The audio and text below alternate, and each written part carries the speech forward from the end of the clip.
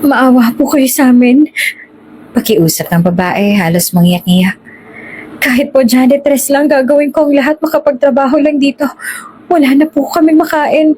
Ang anak ko po, simula kahapon, hindi po siya kumakain. Ngunit imbes na maawa, matigas ang mukha ng staff at tila naiinis pa. Hindi ito lugar para sa mga katulad ninyo. Nakita niyo naman sigurong itsura ng lugar na to, diba? Hindi ko nga alam kung paano kayo nakapasok dito eh. Malamig na sagot nito. Kung wala kayong appointment, umalis na kayo. Pinapasok niyo pang lobby ng basang-basa kayo, nakakahiya. VIP guest pa naman ng hotel ngayon si Mr. Sartori. Pero, pilit ng babae, ngunit pinutol ito ng staff sabay senya sa security. Wala nga kaming bakanting trabaho dito. Lumabas na kayo bago pa kayo tuluyang paalisin ng mga gwardya. Kitang-kita naman ni Ignacio kung paanong namula sa hiya ang babae. Ngunit hindi ito umalis. Nanatiling nakatayo, mahigpit na hinawakan ang kamay ng anak habang patuloy na nagmamakaawa. Ang bata na marahil ay may mga 6 na taong gulang ay nakatali sa braso ng ina, nanginginig sa lamig. Ang kanilang mga damit ay basang-basa at ang kanilang mga mukha ay puno ng kalungkutan at pagod. Ang mata ng matandang CEO ay nahulog sa batang lalaki. Unti-unting bumabalik sa kanyang alaala ang mukha ng kanyang apo noong bata pa ito. Hindi niya maiwasan mapansin ang halos eksaktong pagkakahawig ng batang ito kay Zadric. Mula sa mga mata, hugis ng mukha, hanggang sa mga labi. Parang nakikita niya si Zadric sa batang iyon. At bigla siyang napuno ng matinding emosyon na matagal niya nang hindi nararamdaman. Para siyang si Zadric noong bata pa. Bulong niya sa sarili at ang tono ng kanyang boses ay puno ng pagkamangha. Bago ka pa lang sa channel na ito, Ate Jane TV, huwag kalimutang pindutin ang notification bell and subscribe button. Sana po hindi naman malaking abala sa inyo ang pagpindot ng subscribe button dahil ang kapalit po nito ay ang pagsuporta para makapag-produce ng mga libreng stories sa mga channels ni Ate Jane. Maraming salamat! Sa loob ng malawak at marangyang opisina ng kumpanya, umaalingaw-ngaw ang malakas na boses ng matandang CEO na si Ignacio Sartori. Dahilan para papapitlag sa magkahalong gulat at takot ang empleyado nito ang nasa loob ng opisina. Ang kilalang founder ng Sartori Groups ay kilala hindi lamang sa kanyang tagumpay sa larangan ng business. Hindi lang ito kinakatakutan dahil sa mayaman at successful ito. Kilala rin ito pati sa kanyang pagiging masungit at walang pasensya.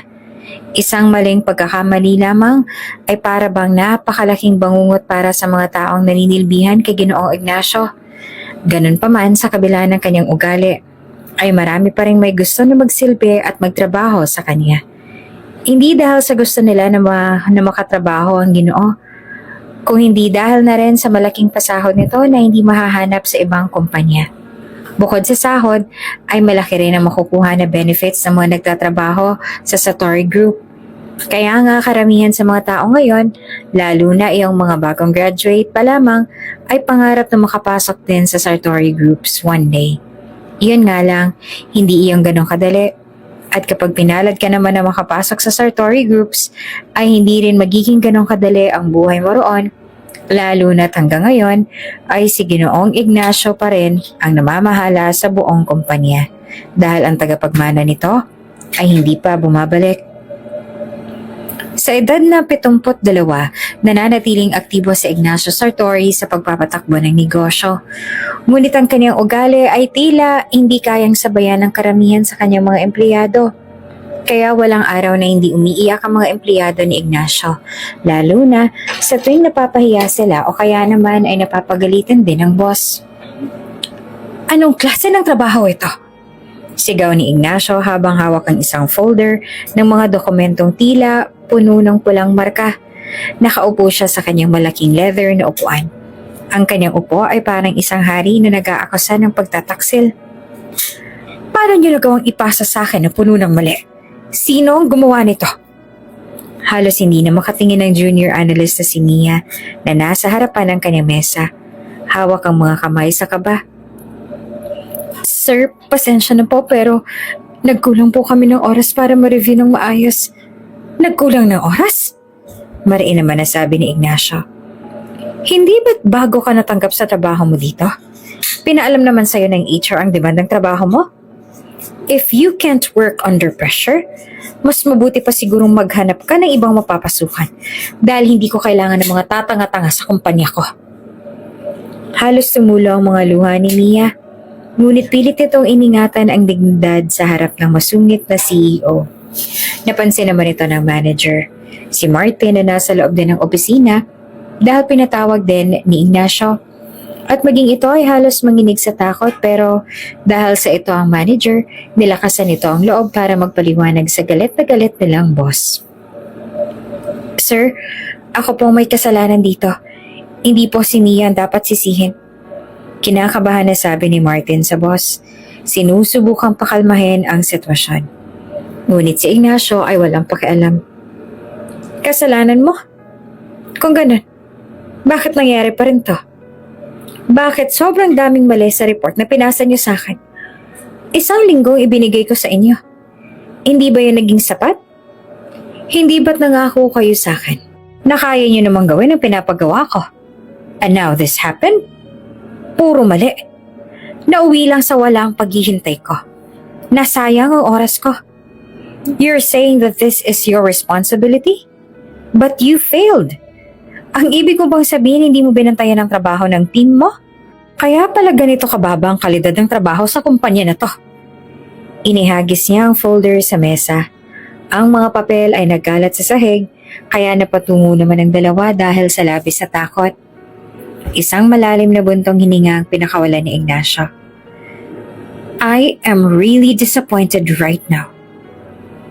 I feel let down by the entire team. Especially by you, Martin. I've always trusted you. And I believed in your abilities because you've always been reliable and have done everything I've asked of you. But now, you've let me down.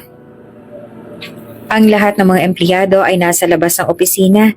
Narignig din ang galit na boses ng kanilang boss. Napuno rin ng takot at agad na napayuko para mag-focus sa kani-kanilang mga trabaho sa takot na baka madamay din sila sa labis na galit na Ignacio Sartori. Ito ang lagi kong sinasabi sa inyo. Kung gusto niyo ng sweldo, galingan niyo sa mga ginagawa ninyo dahil may ibang tao na willing na gumawa niyan. May ibang tao ang gustong mapunta sa posisyon ninyo. And you all know that I don't care kung lahat ng empleyado ng Sartori Groups ay kailangan kong palitan. Patuloy pa ni Ignacio sa galit pa ring boses. Hindi ako nagpapasweldo ng tamad o incompetent na tao. Pagkatapos ng kanyang litanya, pinalabas niya na sa kanyang opisina ang dalawa na halos nahimatay na doon sa lapin. Si Ignacio naman ay pinakalma ang sarili at saka sinimulang basahin ang isa pang dokumento na para bang walang nangyari. Samantala, tahimik naman na lumabas ang opisina si Mia at Martin. At dahil sa lapis sa takot ay halos matumba na si Mia. Ang buong katawan nito ay nangihina. Buti na lang at nahawakan agad ito ni Martin kaya hindi ito tuluyang natumba. Ayos ka lang ba? Tanong ni Martin ang mahina at may pag-aalala. Tumango naman si Mia, bagamat halatang naiiyak. Grabe, napakasama talaga ng ugali ni Sir Ignacio. Wala man ng awa. Bulong ng isang empleyado sa katabi nito. Oo nga. Totoo naman na mahirap talagang pinapagawa niya. Akala niya siguro ay robot ang mga empleyado niya. At saka, hindi naman lahat na nagtatrabaho dito sa Sartori Groups ay kasing galing niya. E paano? Nasanay yan na perfect ang lahat dito sa Sartori Groups. Lalo na nung nandito pa yung apo niyang si Zadric. Iyan kasi ang nagmamanage ng lahat. Tapos kapag may maling nagawang empleyado, inaayos niya muna bago ipasa sa lolo niya para siguradong aprobado. Nagbuntong hininga naman ng malalim ang naunang magsalita. Ay, sana naman ay bumalik ng apo ni Sir Ignacio. Kung nasan man siya ngayon, sana marinig niya mga dalangin natin at bumalik na siya sa kumpanya para maging maayos na ulit ang lahat. Nasa na kaya yun ngayon ano? Tanong pa ng isang empleyado. Bigla na lang nawala yung si Sir Zadric. Wala nga may alam kung saan siya pumunta eh. Isang araw, bigla na lang siyang hindi nagpakita dito sa kumpanya. Eh kahit nga sa mga news o article tungkol sa mga Sartori, ay wala rin siya. Nung umalis siya, biglang nag-iba ang vibes dito sa Sartori groups. Naging mainit na lalo ang ulo ni Sir Ignacio. Ang weird nga eh, bigla na lang siya nawala. Mahigit 7 taon na. Hanggang ngayon ay wala pa ring balita tungkol kay Sir Zadric. Sabi naman ng isa pa, hindi kaya namatay na siya? Biglang sabi pa ng isa, uy, wag naman. Si Sir Zadric na nga lang ang tanging pag-asa natin para maging peaceful at ang pagtatrabaho natin dito sa Sartori. Maagap na sabi pa ng isa. Ako sa tingin ko hindi pa patay si Sir Zadric. Kasi kung patay na siya, hindi ba ibabalita pa rin yun kahit pag-aano mang kamisteryosong mga Sartori? Eh baka may ibang project lang si Sir Zadric kaya bigla siyang nawala. Wika pa ng isa pa. Pero ang weird talaga, no? Sobrang nakaka-curious ang nangyari. Pero sana nga ay may ibang project lang si Sir Zadric at pagkatapos nun ay bumalik na siya sa Sartori. Siya na lang talaga ang pinanghahawakan ko. Kapag siya hindi bumalik, nako, baka umalis na rin ako dito kahit pa gaano kalaki ang sahod natin dahil baka mamamatay lang ako sa takot. At halos lahat siguro ng empleyado sa Sartori Group, ang pinanghahawakan na lang ay ang pagbabalik muli sa kumpanya ng mabait na apo ni Ignacio Sartori, si Lucifer Zadric Sartori. Sa kabila kasi ng pangalan ng apo ni Ignacio Sartori na parang sa demonyo, napakabait ni Sir Zadric. Noong nasa kumpanya pa ito, peaceful ang lahat. Pati ang mga empleyado ay walang takot sa tuwing pumapasok sa kanilang trabaho. Kahit din naman si Ignacio Sartori ay hindi pa gaano kasama ang ugali noong nandito pa si Zadric. Iyon nga lang, bigla na lamang naglaho si Zadric. Walang may alam kung nasa na ito. Wala rin pasabi sa mga naging kaibigan nito kung saan ito pumunta o kung may new project pa ito. Hanggang ngayon, 7 taon ang nakakalipas, hindi pa rin ito bumabalik. Mula noong umalis si Zadric Sartori ay naging mainitin na rin ang ulo ni Ignacio. Mas lumala ang ugali nito na para bang kasabay ng pag-alis ni Zadric Sartori ay nawala rin ng isang parte ng pagkatao ni Ginoong Ignacio at napuno na lamang ito ng galit. Sa kabila ng lahat, walang sino man ay naglakas loob na magreklamo. Ang matanay hindi lamang masungit, siya rin ang may hawak ng kapalaran ng lahat ng kumpanya. Para sa kanila, ang bawat araw sa ilalim ni Ignacio Sartori ay isang hamon. Ngunit umaasa silang balang araw, mababago rin ang kanyang ugali at lahat sila ay umaasa sa pagbabalik ni Zadric. Samantalang habang bumabalik sa pagbabasa ng dokumento si Ignacio, ramdam pa rin ang tensyon sa buong opisina na madadama hanggang sa labas. Tahimik na itinoon ng mga empleyado ang kanilang pansin sa trabaho. Pilit na inaiwasan ang galit ng CEO. Pagkalipas ng ilang minuto, tumawag ng meeting si Ignacio. Lahat ng department head sa conference room, ngayon din. Malakas niyang utos. Walang nag-aksaya ng oras. At ang mga managers ay nagmamadaling tumungo sa conference room, dala ang kanilang mga laptop at notepad. Si Martin, na halos kakalma pa lamang, ay napabuntong hininga ng malalim bago sinundan ang iba. Sa conference room, umupo si Ignacio sa dulong bahagi ng mahabang mesa. Hawak ang kanyang tasa ng kape na tila mas lalo nagpapataas sa kanyang tensyon. Isa-isa niyang nilagyan ng puna ang mga ulat ng bawat departamento. Marketing, ang pangit ng campaign last quarter. Walang impact. Hinampas niya sa mesa ang gamit na ulat. Operations. Bakit ganito kabagal ang proseso? Hindi ba kayang tapusin ang mga proyekto on time? Sinundan niya ito ng tingin kay Sandra. Ang head ng operations na halatang naiilang at natatakot sa kanya, ngunit tumango na lamang bilang pag-amin. Sobrang disappointed ako sa inyong lahat ngayon. Buong buwan ay puro mali na lang ang ginagawa ninyo.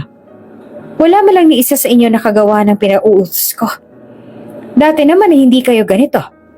Nawawala na ba kayo ng gana sa mga trabaho ninyo? May isang naglakas ng loob na magsalita. Hindi po, sir. Kung ganon, anong dahilan? Bakit puro kayo palpak ngayon? Alam niyo ba na dahil sa walang kwenta ninyong trabaho ay maaaring malugi ng milyon-milyon ang Satori? Walang nakasagot. Napayuko na lamang sila dahil sa labis na takot. Tumigil siya sandali at tiningnan si Martin. At ikaw, Martin, bakit ang daming error sa mga reports ng team mo? Hindi mo ba sila tinitingnan bago ipasa sa akin? Sir, ginagawa po namin ang lahat para mapabuti ang proseso. Mahinahon, ngunit nanginginig na sagot ni Martin. Babawi po kami sa susunod na quarter. Next quarter? Malakas sa balik ni Ignacio. Walang susunod na quarter kung hindi kayo magbabago ngayon. Ang iniisip ko, baka kailangan ko na nga ng mga bagong tao na mas kayang gawin ang trabaho ng maayos. Tahimik ang buong conference room. Walang kahit na sino ang naglakas loob na magsalita.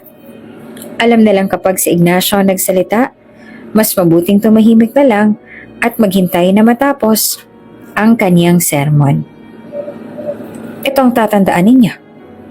Madali lang sa akin na palitan kayong lahat.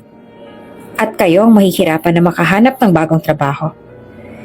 Bibigyan ko kayo ng isa pang pagkakataon. At kapag hindi pa ninyo nagawa ng tama ang mga trabaho ninyo, simulan nyo ng ayusin ang mga gamit ninyo. Pagkatapos ng halos 30 minuto na panunumbat at galit, tumayo si Ignacio at tinapos ang meeting. Ayusin ninyo ang mga trabaho ninyo. Ayoko ng palpak. Tandaan ninyo, kahit gaano kayong katagal dito, lahat kayo ay napapalitan. At sa ganoong paraan, iniwan niya ang conference room na walang pasabi o paalam. Pagkalabas niya, sabay-sabay na bumuntong hininga ang mga managers. Si Sandra ang unang nagsalita. Pabulong, ngunit puno ng inis. Grabe, para hindi malang tao kumagalit. Tanggap na natin, ganyan na talaga siya. Sagot pa ni Martin habang sinisilip ang ulat. Pilit iniisip kung paano pa itong matatama. Pero minsan iniisip ko rin, may dahilan kaya kung bakit siya naging ganito? Wala naman sigurong dahilan. Baka pinanganak lang talaga siya nakaugali ni Satanas. Sabi naman ni Sandra. Hay, sana bumalik na si Sir Zadric. Bulalas pa ni Martin. Kailangan na natin siya eh. Siya na lang ang may kaya na ikontrol ang lolo niya. Di na yun babalik. Sabat pa ni Jack. Hanggang ngayon pa rin ba yung maasa kayo na babalik pa si Sir Zadric? Wala namang pakialam sa atin yun. Huwag mo sabihin yan, Jack. Alam natin na may paki pa rin sa atin si Sir Zadric. Angal naman ni Sandra. Kung may paki siya sa atin, bakit bigla na lang siyang nawala? Bakit iniwan niya tayong lahat? Kailangan natin siya dito. Kailangan natin ng mabait na boss. Pero nawala siya. Umalis siya. Iniwan niya tayo. Ang ibig sabihin lang nun, ay wala talaga siyang pakialam sa ating lahat. Hindi yan totoo. Tsaka ko na may reason lang si Sir Zadric. May malalim siyang dahilan kaya siya umalis. Pero babalik din siya. Hindi ba't siya lang nag-iisang apo ni Sir Ignacio? Ibig sabihin, ay siya rin ang magmamana ng Sartori Groups. Galit na ang tinig ni Sandra. Bago pa man tuluyan na magkainitan ng dalawa, inawat na sila dahil baka biglang bumalik si Sir Ignacio at mapagalitan pa ulit sila nito dahil nag-aaway-away na sila. Sa labas ng conference room, si Ignacio ay naglalakad pabalik sa kanyang opisina. Tahimik ang hallway, ngunit sa loob niya, hindi siya mapakali. Habang sinusuri ang lahat ng kanyang inutos, hindi maiwasan ni Ignacio na mag-isip ng malalim. Sa ilalim ng kanyang masungit na anyo, naroon ang isang lalaki na puno ng bigat, mga responsibilidad, pagkabiko at takot na baka lahat ng kanyang itinayo ay bumagsak kapag siya'y nawala. Ngunit hindi niya alam kung paano itong ipakita nang hindi tila humihina. Sa halip nagtago siya sa likod ng galit at panunumbat. Umaasa na sapat na iyon para maitama ang lahat. Lumipas ang ilang linggo at nananatiling magulo sa Sartori Groups.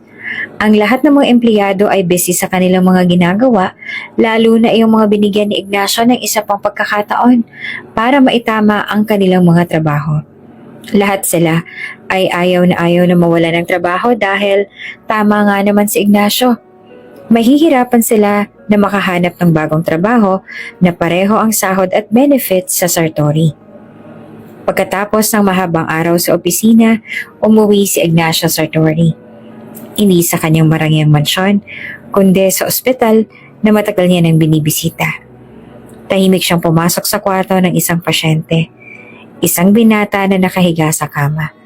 Payapang natutulog sa ilalim ng mga makina at mga tubo na bumubuhay dito. Lucifer Zadric Sartori.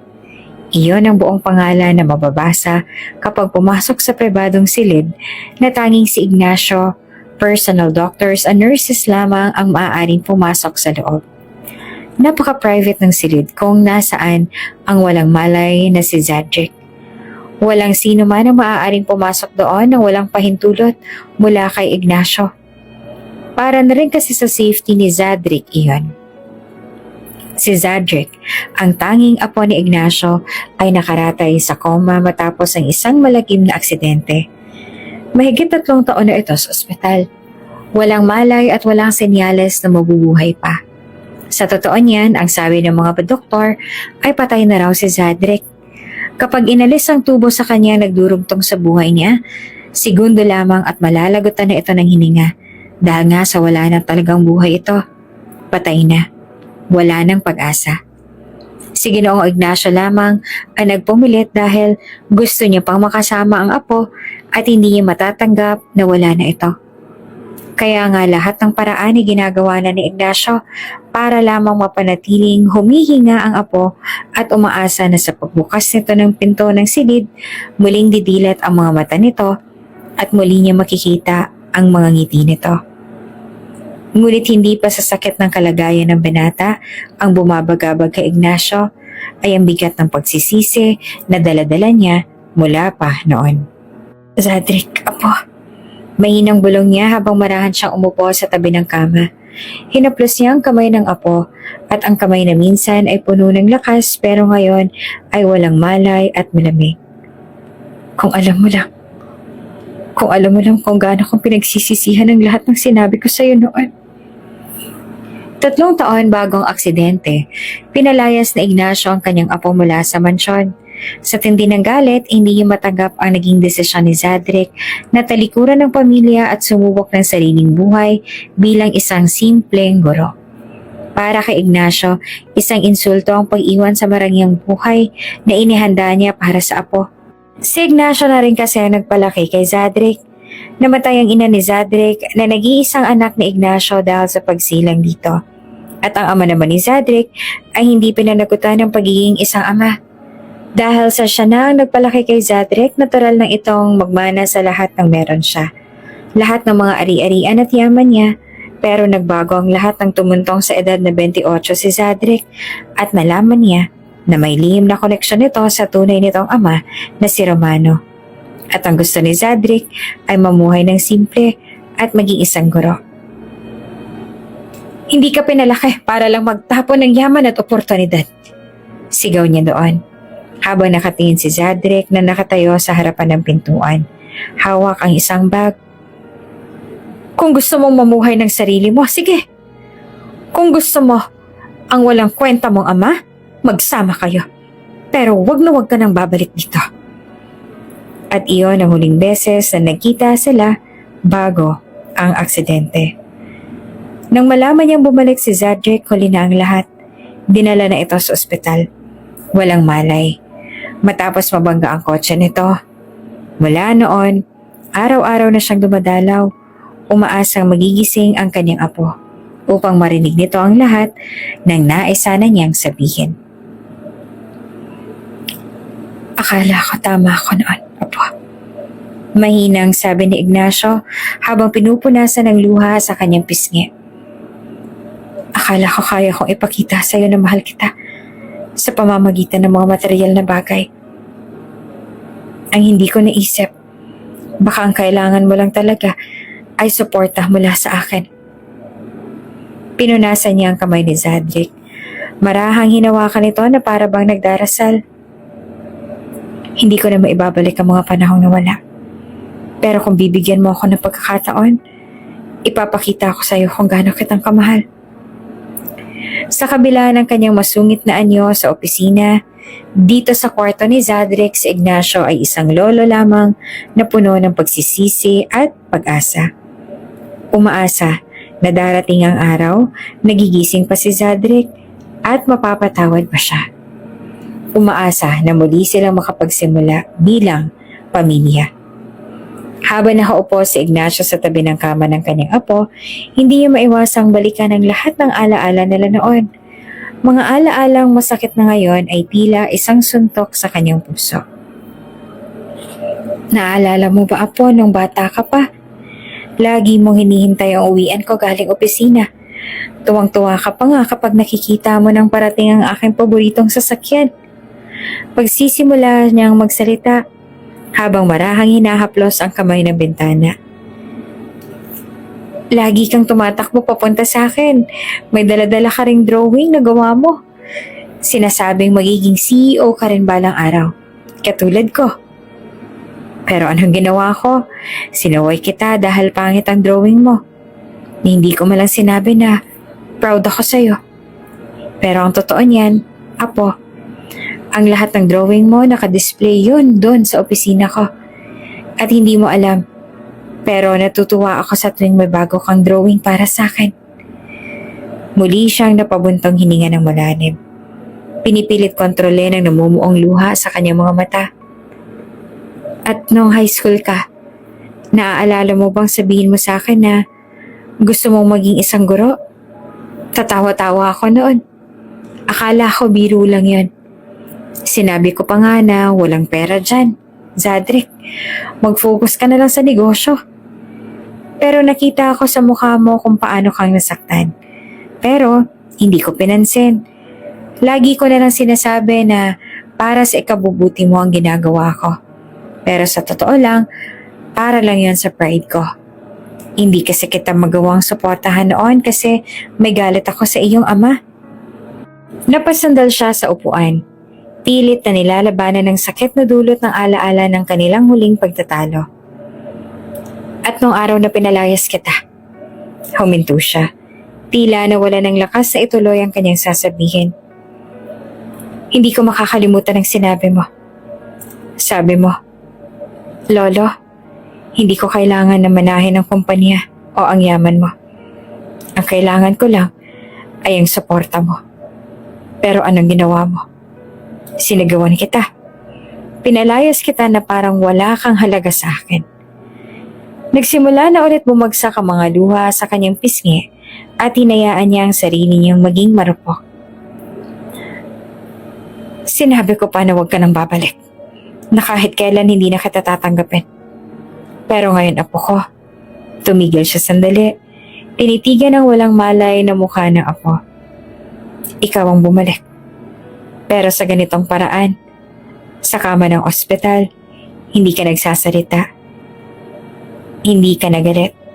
Hindi ka man lang nagkaroon ng pagkakataon na sabihin sa akin kung gaano kitang sinaktan. Hindi ko man lang nasabi sa'yo kung gaano ako nagsisisi sa lahat ng mga ginawa ko. Sa lahat ng mga sinasabi ko sa'yo at sa lahat-lahat ng mga pagkukulang ko sa'yo noon. Pinisil niya ang kamay ng apo. Mahigpit, ngunit maingat. Kung pwede lang sana kitang ipaglaban. Kung pwede lang kitang bawiin mula sa kalagayan mo ngayon.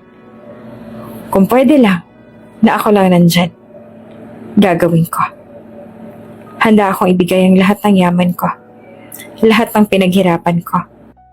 Kapalit lang ng pagising mo. Pero hindi ko alam kung maririnig mo ako, apo. Hindi ko alam kung mapapatawad mo ako. Apo ko, mahina na ang lolo.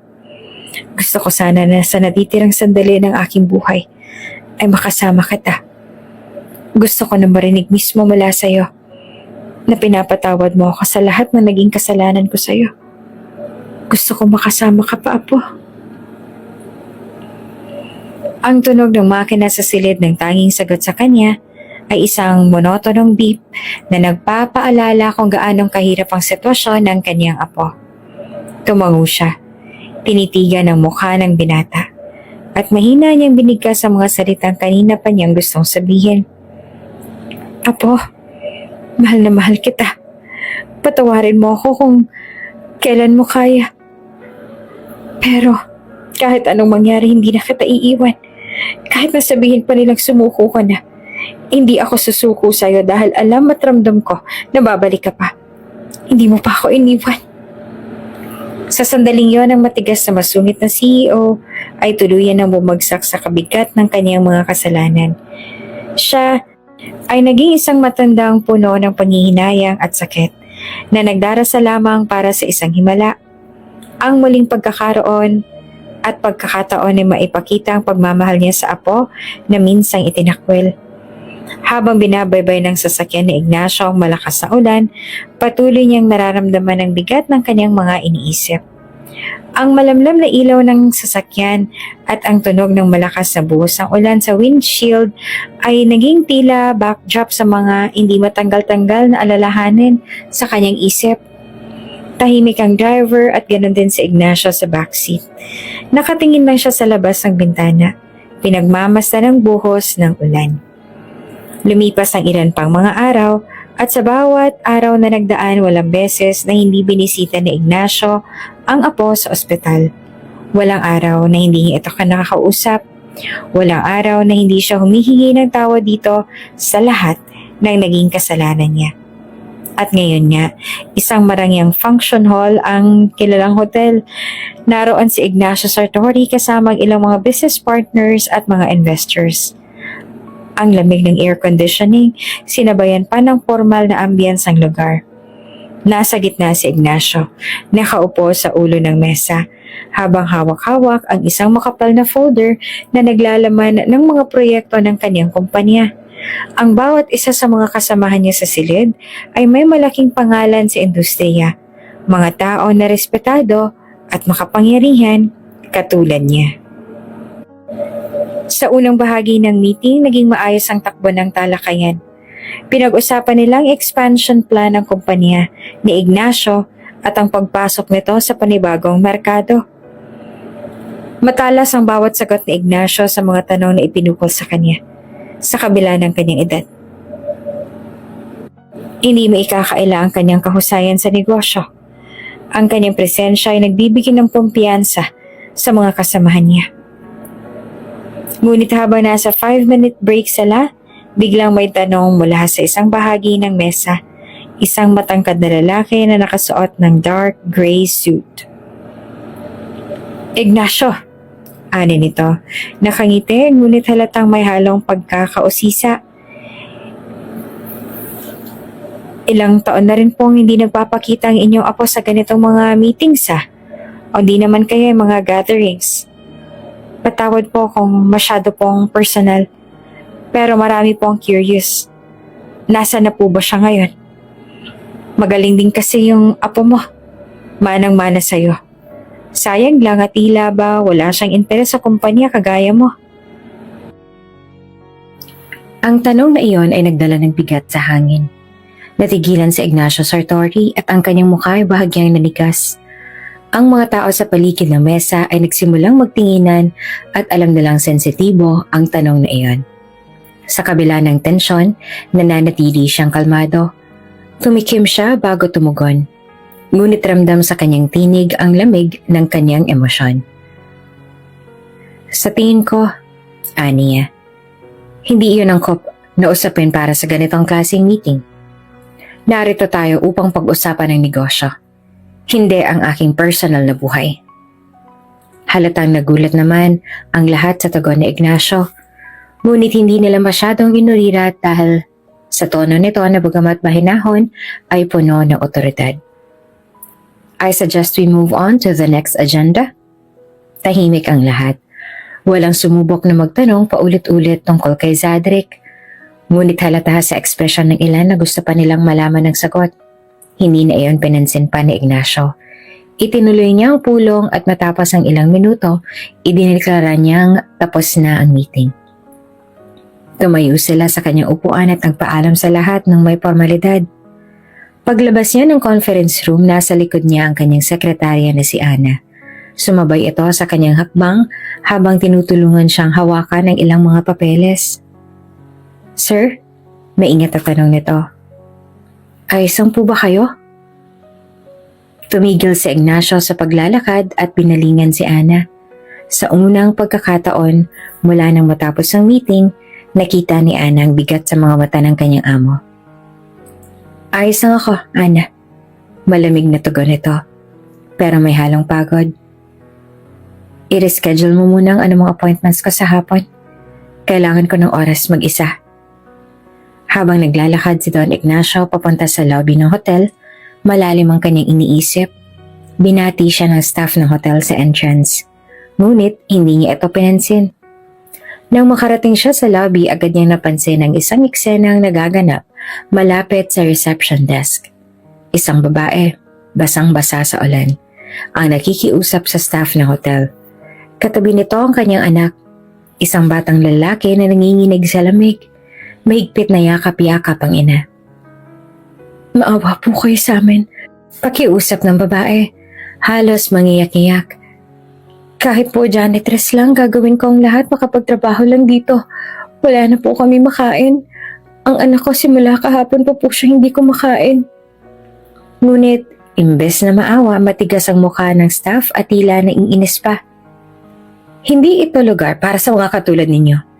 Nakita niyo naman siguro ang itsura ng lugar na to, di ba? Hindi ko nga alam kung paano ba kayo nakapasok dito. Malamig na sagot nito. Kung wala kayong appointment, umalis na kayo. Pinapasok niyo pa ang lobby ng basang-basa kayo, nakakahiya. VIP guest pa naman ang nasa hotel ngayon, si Mr. Sartori. Pero, pilit ng babae. Ngunit pinutol ito ng staff sabay senya sa security. Wala kaming bakanting trabaho dito. Lumabas na kayo bago pa kayo tuluyang paalisin ng mga gwardya. Kitang-kita ni Ignacio kung paano namula sa hiyang babae. Ngunit hindi ito umalis. Nananatili ito nakatayo. Mahigpit na hinawakan ng kamay ng anak habang patuloy na nagmamakaawa. Ang bata na marahil ay mga 6 na taong gulang ay nakatali sa braso ng ina. Nanginginig sa lamig. Ang kanilang mga damit ay basang-basa at ang kanilang mga muka ay puno ng kalungkutan at pagod. Ang mata ng matandang CEO ay nahulog sa batang lalaki. Unti-unting bumabalik sa kanyang alaala ang mukha ng kanyang apo noong bata pa ito. Hindi niya maiwasang mapansin ang halos eksaktong pagkakahawig ng batang ito kay Zadric. Mula sa mga mata, hugis ng mukha, hanggang sa mga labi. Parang nakikita niya si Zadric sa batang iyon. At bigla siyang napuno ng matinding emosyon na matagal niya nang hindi nararamdaman. Para siyang si Zadric nung bata pa. Bulong niya sa sarili. Ang tono ng kanyang boses ay puno ng pagkamangha. Napangiti naman si Ignacio, ngunit may kasamang kirot sa puso. Ang tindi ng pagkakahawig ng bata sa kanyang apo ay nagbigay sa kanya ng damdaming hindi niya maipaliwanag. Hindi na nakapagtimpe pa si Ignacio. Nilakasan niya ang boses, dahilan para mapalingon ang lahat sa lobby. What's happening here? Ano ginagawa niyo sa apo ko? Halos magulat ang lahat, lalo na ang staff na nagpahiya sa mag-ina. Apo? Don Ignacio? Nauutal na tanong ng isa sa kanila. Dahan-dahang lumapit si Ignacio sa mag-ina. Ang kanyang tindig ay puno ng otoridad. Oo, apo ko. Sino sa inyo nagsabing wala silang karapatan dito? Sino ang nagbigay sa inyo ng karapatang tratuhin sila ng ganito? Matalim ang tingin niya sa mga staff na halatang namutla sa takot. Pasensya na po, Mr. Sartori. Hindi ko alam na kamag-anak mo pala sila. Hindi ko gusto ang mga nasaksihan ko kanina. Hindi ko gusto kung paano niyo sila ipinahiya. Lalo pat hindi niyo naman sila binabayaran. At ang ina ng mga bata ay nais lamang na magtrabaho para sa anak niya. May diin na sabi ni Ignacio. I will make sure na ang lahat ng ito ay makakarating sa may-ari ng hotel na ito. Humingi ng dispensa ang staff sa mag-ina, ngunit ang sabi ni Ignacio sa babae ay sa may-ari ng hotel na lang ito magpaliwanag. Aminado si Don Ignacio na kahit siya ay namamahiya ng mga empleyado niya, lalo na kapag hindi nila ginagawa ng tama ang kanilang mga trabaho. Aminado siya na masama rin ang ugali niya, ngunit sa pagkakataon na yon, tila hindi na maatim ng loob niya na makitang pinapahiya ang mag-ina, lalong-lalo na at nakikita niya sa batang lalaki ang kanyang apong si Zadric noong bata pa ito. Sa gitna ng gulo at kahihiyan na nararanasan ng mag-ina sa lobby, nilayo ni Ignacio ang mag-ina mula sa mga staffs. Sumunod kayo sa akin. Malamig ngunit may otoridad na sabi ni Ignacio sa mag-ina. Nagtama ang kanilang mga mata ng babae at sa kabila ng kaba sa dibdib tumango ang babae. Alam nitong ang matandang ito ay may posisyon at batid din nitong nire-respeto ito ng lahat ng staff sa hotel. Tahimik silang sumunod kay Ignacio papunta sa isang private lounge na malayo sa mata ng mga tao sa lobby. Pagdating nila sa lounge na upo si Ignacio sa isang leather chair at tumingin ng mataman sa mag-ina na natatakot pa rin. Anong nangyari? Bakit kayo nandito? Tanong niya. Napayuko ang ina ng bata. Nangingilid ang luha sa kanyang mga mata. Pasensya na po sa abala. Gusto ko lang po sana makahanap ng trabaho. Kahit janitress lang po. Ang anak ko po kasi. Tumigil ito sa pagsasalita. Hindi na kayang tapusin ang kwento dahil sa bigat na nararamdaman. Napatingin si Ignacio sa batang lalaki na doon ay tahimik na nakatayo sa tabi ng ina. Hawak ang laylayan ng basang damit nito. May kung anong gumuhit sa puso niya habang tinitingnan ng bata. Kamukhang kamukha talaga ito ni Zadric noong bata pa. Ang malalim na mga mata, ang hugis ng mukha, lahat ay sumasalamin sa apo niya. Anong pangalan mo? Biglang tanong ni Ignacio sa batang lalaki. Daniel po. Pero Dan po ang tawag sa akin ni Mama. Mahinang sagot ng bata. Napatingin si Ignacio sa ina ng bata. At ikaw, anong pangalan mo, Iha? Huminga naman ng malalim ang ina ni Dan. Ako po si Jelay. Tumango si Ignacio. Ako naman si Ignacio Sartori. Kayo po bang may-ari ng hotel na to? Co-founder? Sagot na Ignacio. Kung ganun, boss nga po kayo dito. Wika pa ni Dan. Pwede mo po ba kaming tulungan ng mama ko, Sir Ignacio? Pwede niyo po ba kaming bigyan ng trabaho? Tumango naman si Ignacio. Yeah, maaari ko kayong tulungan. Kumisla pa ang mga mata ni Dan. Parang si Zadric lang talaga noong bata pa sa tuwing may binibili si Ignacio na pasalubong para sa apo. Hindi tuloy maiwasan ni Ignacio ang hindi mapangiti habang nakatingin siya sa batang lalaki.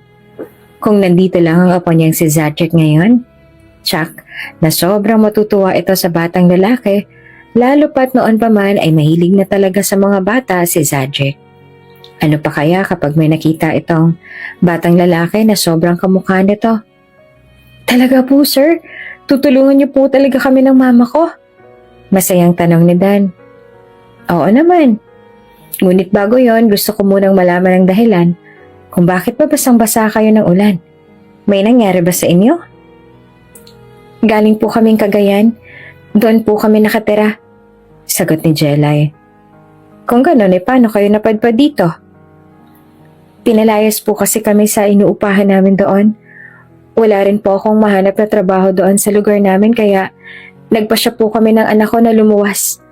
May hinahanap din po kasi kami. Hinahanap po namin ang papa ko. Singit ni Dan. Iyon po ang dahilan kaya po kami umalis ni Mama ng Cagayan de Oro kasi si Lolo at Lola ay masama pong ugali sa amin. Pinalayas niya po kami tapos pagdating naman po namin dito sa Maynila, bigla po kaming ninakawan ni Mama kaya wala pong natira sa amin. Tumango si Jelay. Nawalan po kami ng pera at wala rin po kami masisilungan. Halos wala na pong makain ang anak kong si Dan kaya po ako naglakas loob na humingi ng trabaho dito kahit wala akong kakilala. Sinabi ni Ignacio sa mag-iina na bibigyan niya ng trabaho ang mga ito sa mansyon niya at maaari silang manatili doon hanggang sa mahanap na nila ang ama ni Dan. Tinawagan niya rin ang sekretary niyang si Ana para ito ang magpaliwanag kay Jelay. Magiging kasambahay si Jelay sa mansyon ng Sir Tori dahil sakto naman na may 2 kasambahay ang tinanggal ni Ignacio sa trabaho sa kadahilan na nagdadala sila ng mga mandiligaw sa Sartori Mansion. Tinanggap naman ni Jelay ang alok niyang trabaho, kaya si Ignacio ay nagpasya ng bumalik sa Sartori Mansion kahit may meeting pa sana siya para sa araw na ito. Habang patuloy na naglalakad patungo sa sasakyan si Ignacio, ang batang lalaki na si Dan ay sumunod sa kanyang mga yapak. At ang mag-ina ay halatang masaya. Sa passenger seat na upo si Ignacio habang ang mag-ina naman ay katabi ang sekretary niyang si Ana na halatang natutuwa sa batang lalaki. Oops! May break muna. Gusto mo bang ma-shoutout dito sa channel ni Ate Jane? Mag-comment lang ng lesson you learned from the latest story uploaded. Dahil pipili kami ng isang best comment of the day para i-shoutout sa susunod na upload. Kaya huwag kalimutang mag-iwan ng lesson you learned after you watch this video. Maraming salamat! Shoutout nga pala sa ating tagapakinig na si JL Mommy's Passion. Sabi niya, relate na relate daw siya sa buhay ng love story ng mother at father na na-witness niya kung paano nagtiis ang mama niya sa piling ng family ng papa niya. Pinaglaban ng papa ko ang pagmamahala nila at nagkaroon sila ng 10 anak at lahat ay naging professional at doon unti-unting tinanggap kami. Pero nasanayan namin tumayo sa sariling paa kaya't huwag husgaan ng tao hayon sa kanilang katayuan. Darating ang panahon na maaaring hihigitan ka dahil ang lakas ay hinuhugot mula sa tunay na pagmamahal sa bawat isa. Maraming salamat sa pakikinig. Hanggang sa muli. Sobrang mayaman ka po pala, Sir Ignacio. Ang ganda-ganda po dito sa loob ng kotse mo po. Manghang sabi ni Dan kaya si Ignacio ay mahina namang natawa. Hindi naman, sakto lang. Hindi po sakto, sir. Mayaman ka po talaga. Ang galing po. Lolo na ang itawag mo sa akin. Hindi ka naman magtatrabaho sa mansyon. Ang mama mo lang. Ikaw ay titira lamang doon. Dahil hindi ako papayag na magtrabaho ka rin. Kaya lolo na lang ang itawag mo sa akin. Sabay lingon pa kay Dan na tumango. Sige po, lolo. Si Ana naman na nasa kabilang tabi ni Dan at maging ang driver ay hindi na nakakibo pero kitang-kita sa kanilang mga mukha ang labis sa pagkamangha at gulat dahil noon lang nila ulit narinig ang ganong kasiglang boses ng kanilang amo. Hindi lamang yun dahil nakita rin nila nito na ngumiti at narinig din nila ang tawa nito. Pagkarating nila sa Sartori Mansion, sinalubong agad sila ni Manang Estrella, ang mayordoma ni Don Ignacio. Sa likod ni Don Ignacio, nakatayo ang mag-ina. Parehong medyo nahihiya at nag-aalangan. Habang pinagmamasan ang ingrandeng tahanan na tila isang palasyo. Manang Estrella, tawag ni Don Ignacio. Opo, Don Ignacio. Sagot ni Manang at ang tinig ay may respeto at puno ng pagtataka. Agad din na napansin ni Manang Estrella mag-ina sa likuran ng amo. Sino pong kasama ninyo, Don Ignacio? Pinalapit ni Ignacio sa kanyang tabi ang mag-ina. Manang, ito si Jelay at ang anak niyang si Dan. Inalok ko sila ng trabaho dito sa mansyon. Mula ngayon, magiging kasama niyo na sila dito. Si Manang Estrella ay hindi nakasagot. Nakatitig lamang ito sa batang lalaki na inosente naman na nakatingala sa kanya. Ang mga mata ng mayordoma ay lumaki at tila gulat na gulat.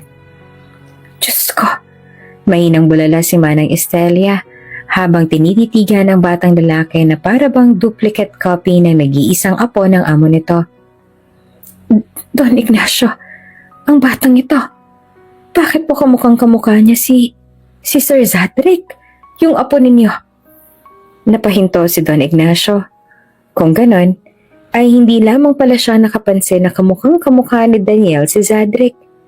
Kung sa bagay, halos si Manang Estrella na rin ang nag-alaga at nagpalagi kay Zadric noon. Bata pa lang kasi si Lucifer Zadric nung pumasok si Manang Estrella bilang kasambahay. May hawig siya sa aking apo. Malamig niyang sabi. Dalhin mo na sila sa magiging kwarto nila. Siguraduhin mong komportable sila. Bigyan mo sila ng damit, pagkain at lahat ng kailangan nila. Opo, Don Ignacio. Sagot ni Manang Estrella. Bagamat nananatili ang gulat sa mukha, sumunod kayo sa akin. Magiliw na sabi naman ni Manang Estrella sa mga ito. Habang umaakyat ang mag-ina kasama si Manang Estrella, nananatili naman si Don Ignacio sa foyer. Nakatayo at nag-iisip. Hindi niya magawa na alisin sa isipan ang batang si Daniel. Kamukhang kamukha niya ang apo kong si Zadric. Para silang mag-ama. Ang mga salitang yon ay paulit-ulit na tumutunog sa kanyang isipan. Isang malalim na buntong hininga ang pinakawalan ni Ignacio bago umakyat sa kanyang silid. Pagpasok niya roon, ay naupo siya sa kanyang kama. Tumingin siya sa malaking larawan nilang dalawa ng apo niyang si Zadric na nakasabit sa pader. Nagtataka ako kung bakit kamukhang kamukha mo ang batang yan, apo. Sabi ni Ignacio sa hangin. Ang dami kong mga tanong. Ganun pa man ay masaya ako na nandito siya. Na nandito sila ng kanyang ina dahil sa tuwing nakikita ako si Dan, para bang nakikita kita. Lalo na nung bata ka pa at palagi akong abala sa trabaho. Sa kabila ng mga tanong sa kanyang isipan, isang bagay ang malinaw kay Don Ignacio. May dahilan kung bakit nag-cruise ang kanilang landas. At sa unang pagkakataon sa matagal na panahon, naramdaman niyang muli ang sinag ng pag-asa sa kanyang puso.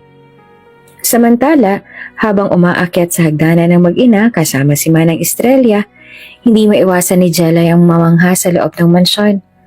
Ang bawat sulok nito ay puno ng karangian.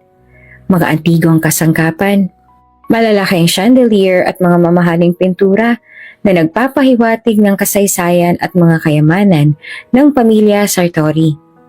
Ganun pa man sa kabila ng kagandahan, ramdam ni Jelay ang lungkot sa buong mansyon.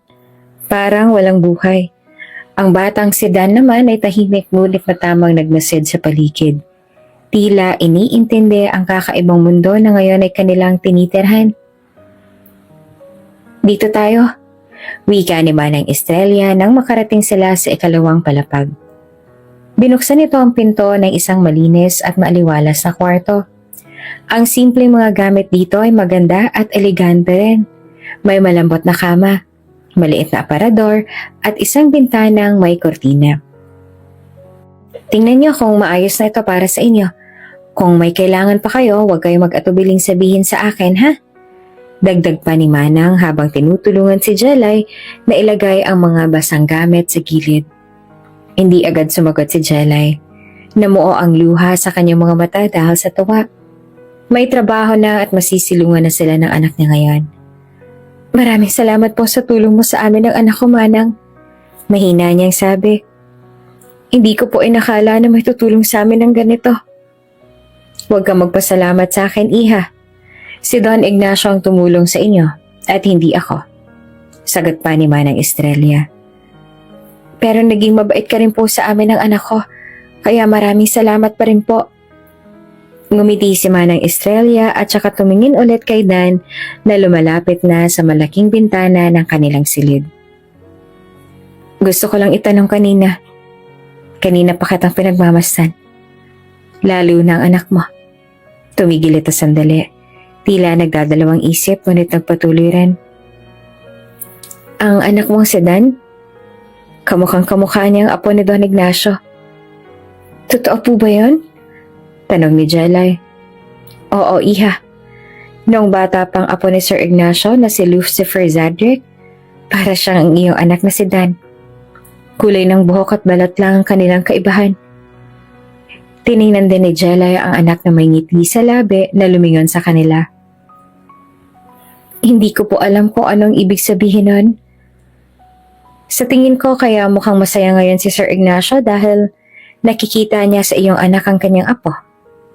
Nakangiting sabi pa ni Manang Estrella. Napangiti na rin si Jelay. Mabait po si Sir Ignacio, sobrang malaking tulong po para sa amin ng anak ko ang pagbibigay niya po sa amin ng trabaho at pag-alok na dito po muna kami tumira ng anak ko. Tumango naman si Manang Estrella. Tama ka, Iha. Mabait talaga si Sir Ignacio. At masaya rin ako na makitang kahit papaano ay tila bumabalik ang saya sa kanyang mukha dahil nakikita niya sa anak mo ang apo niya. Bakit po, Manang? Malayo po ba si Sir Zadric kaya hindi siya nakakasama ni Sir Ignacio? Nagtataka namang tanong niya. Matagal na akong kasambahay ni Don Ignacio dito sa mansyon. Kilala ko ang bawat sulok ng buhay niya. Ang apo niyang si Lucifer Zadric ay matagal niya nang hindi nakikita. May alitan sila. Mula noon na hindi na bumalik si Sir Zadric dito sa mansyon. Kahit bumisita man lang ay wala.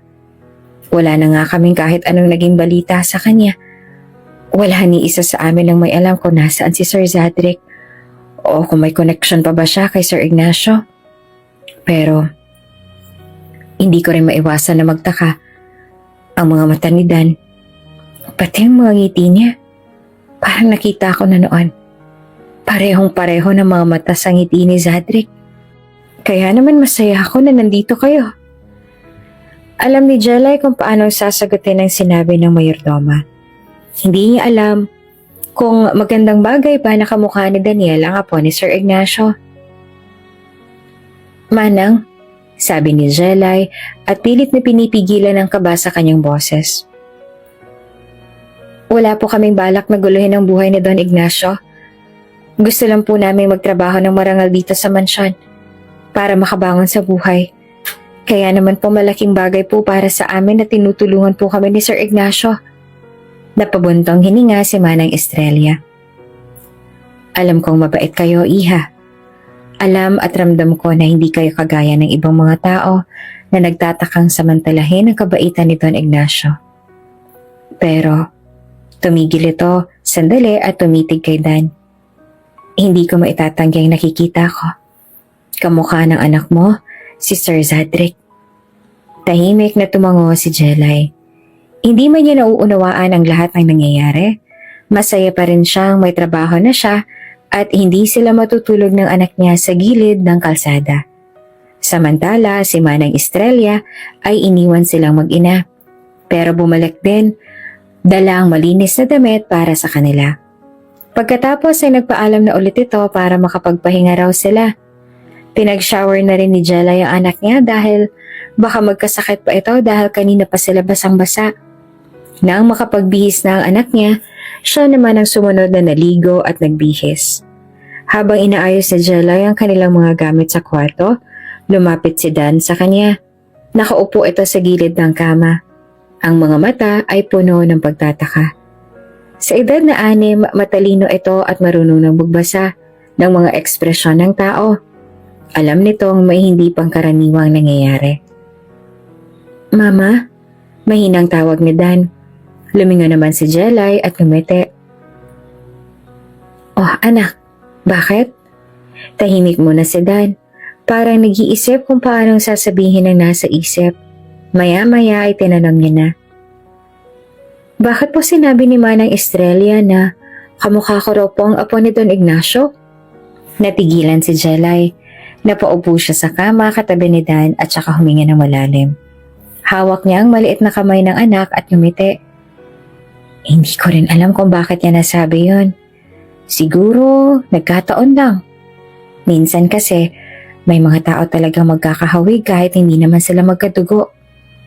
Tumango naman si Dan at hindi na ulit nagtanong tungkol sa mga sinabi ni Manang Estrella kanina. Ang bait po talaga ni Sir Ignacio, no Mama? Mabuti na lang po't nakita niya tayo. Kaya nga anak, hulog siya ng langit sa atin. Kinabukasan habang abala si Jelay sa pag-aayos sa hardin, nilapitan siya ng isang kasambahay na may dalang mga gamit panglinis. Ang babae ay nasa mga edad 30. May malumanay na muka at palangiting aura. Tumigil ito sa tabi ni Jelay at ngumiti.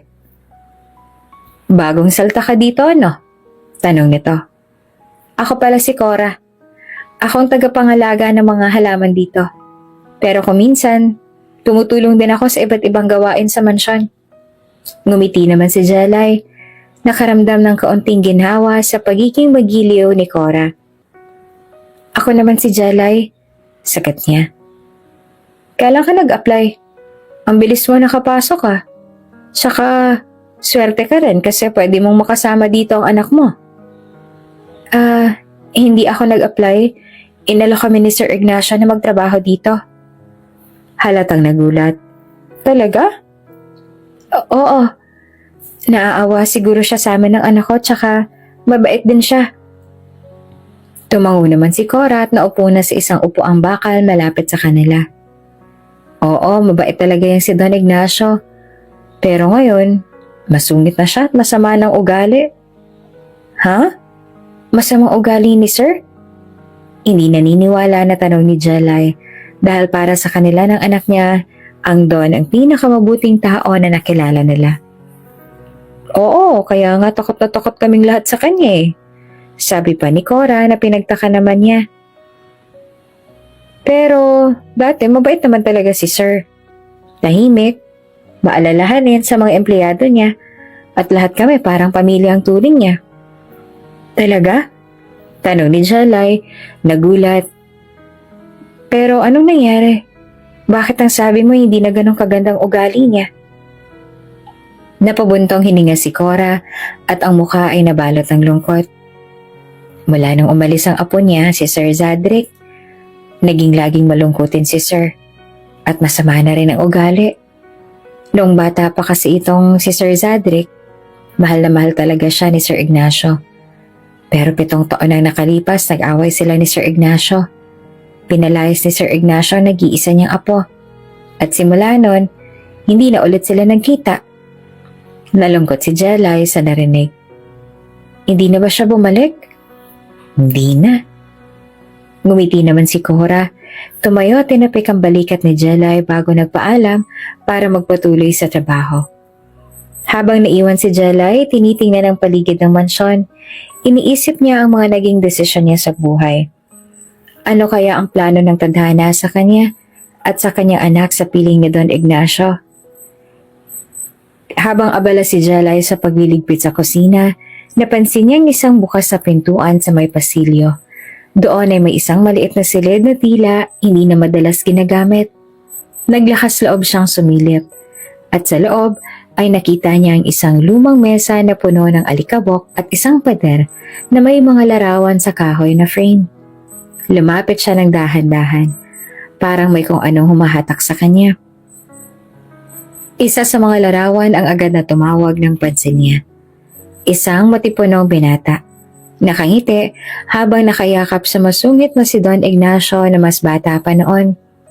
May kakaibang pakiramdam na gumapang sa kanyang dibdib. Hindi niya maaalis ang tingin niya sa mukha ng binata.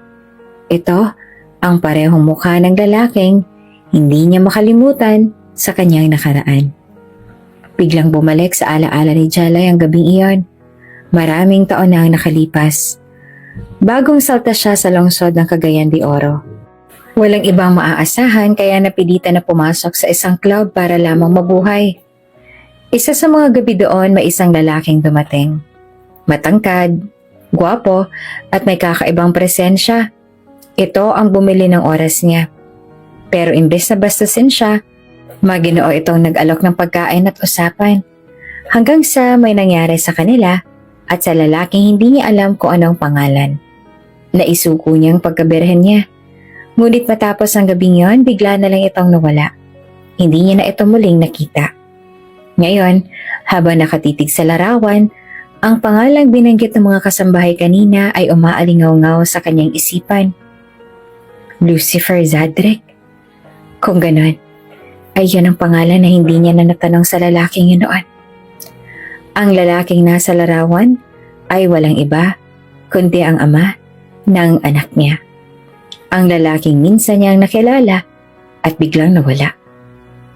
Nananatili nakatayo si Jalay sa harap ng litrato at pilit na inuunawa ang lahat ng impormasyon. Ang iniisip niyang simpleng pagkakataon na mapunta sa mansyon ni Don Ignacio ay tila may mas malalim na kahulugan. Si Dan, ang kanyang anak, ay hindi lamang basang kamukha ng apo ni Don Ignacio. Totoo, si Zadrick ang ama nito. Hindi niya alam kung ano ang nararamdaman. Takot, kaba, o tuwa. Ang lihim na iniingatan niya tungkol sa pagkatao ng ama ni Dan ay may koneksyon pala sa mismong pamilyang ito. Sa sobrang dami ng emosyon na pahawak siya sa dibdib, tila sinisikap na kontrolin ang tibok ng kanyang puso. Sa gitna ng pag-iisip, isang tinig ang narinig niya mula sa likuran. Jelay, anong ginagawa mo dyan? Si Cora nadala ang isang baso ng tubig.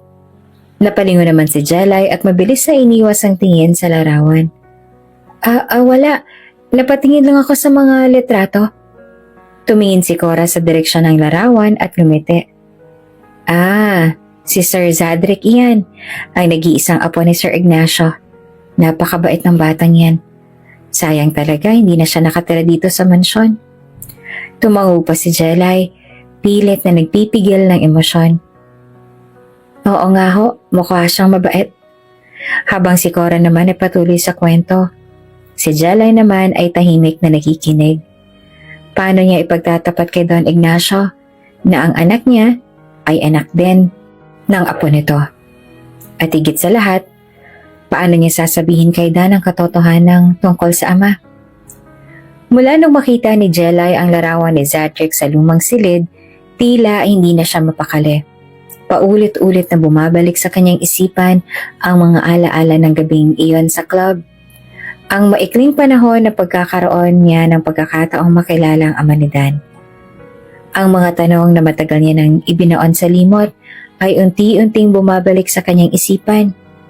Bakit bigla siyang nawala? Alam kaya niya na nagkaanak kami? At anong mangyayari kung malaman ni Don Ignacio ang totoo? Hindi maiwasang makaramdam ng kaba at guilt si Jelay. Sa tuwing magkasama sila ni Dan, napapansin niya malaking pagkakahawig ng anak sa larawan ni Sir Zadric. Ang mga mata, ang ngiti, lahat ay nagpapaalala sa kanya ng lalaking minsan niyang minahal. Kahit saglit lang. Napansin ito ni Dan isang hapon habang naglilinis si Jelay sa kusina, lumapit ang batang lalaki sa kanya. Dalang isang baso ng tubig, tahimik lang itong tumayo sa tabi niya. Pinagmasdan siya ng mabuti. Mama, biglang sabi ni Dan at pinasag ang katahimikan. May problema po ba kayo? Napatigil si Jelay at napatingin sa anak. Pinilit niyang umiti, ngunit halatang pilit lamang. Wala anak. Pagod lang siguro si Mama.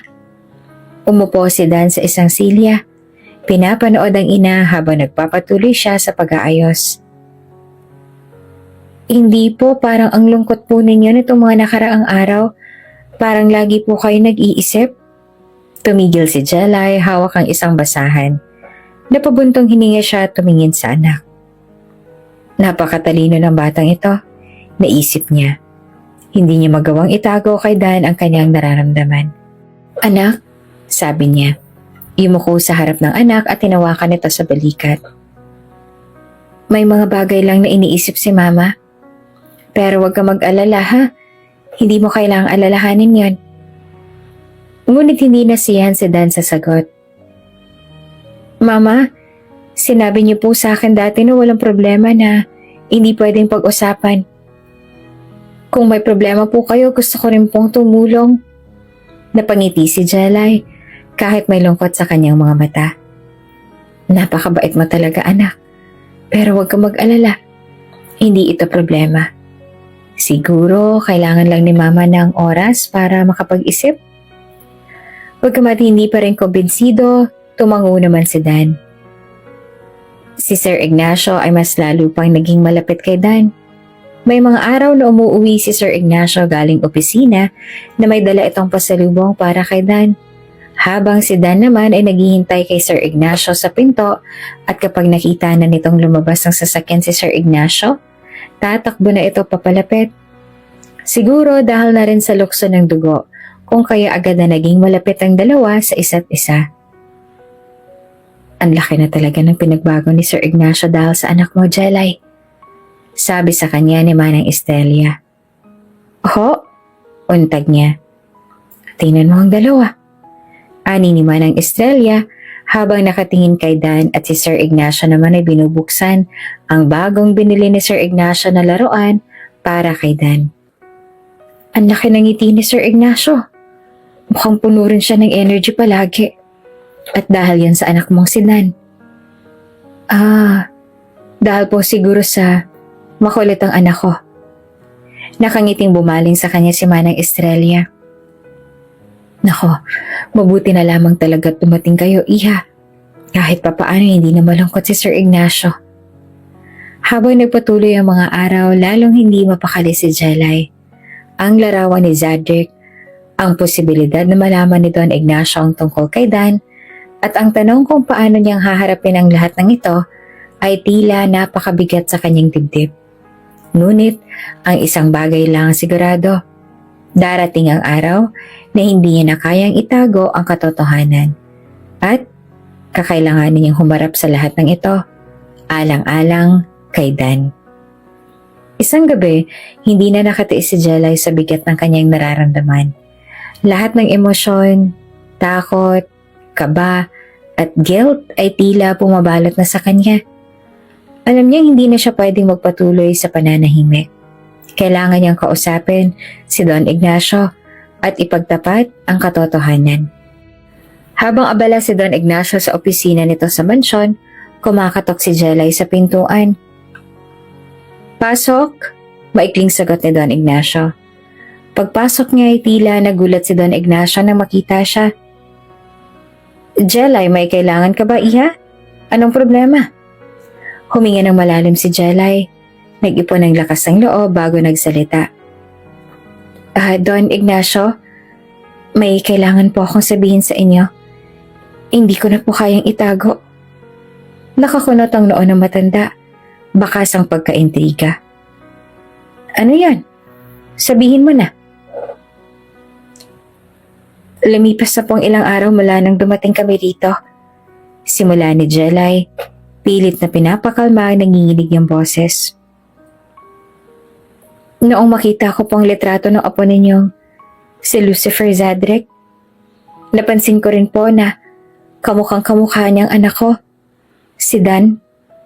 Napakurap si Don Ignacio, tila nagulat sa kanyang sinabi.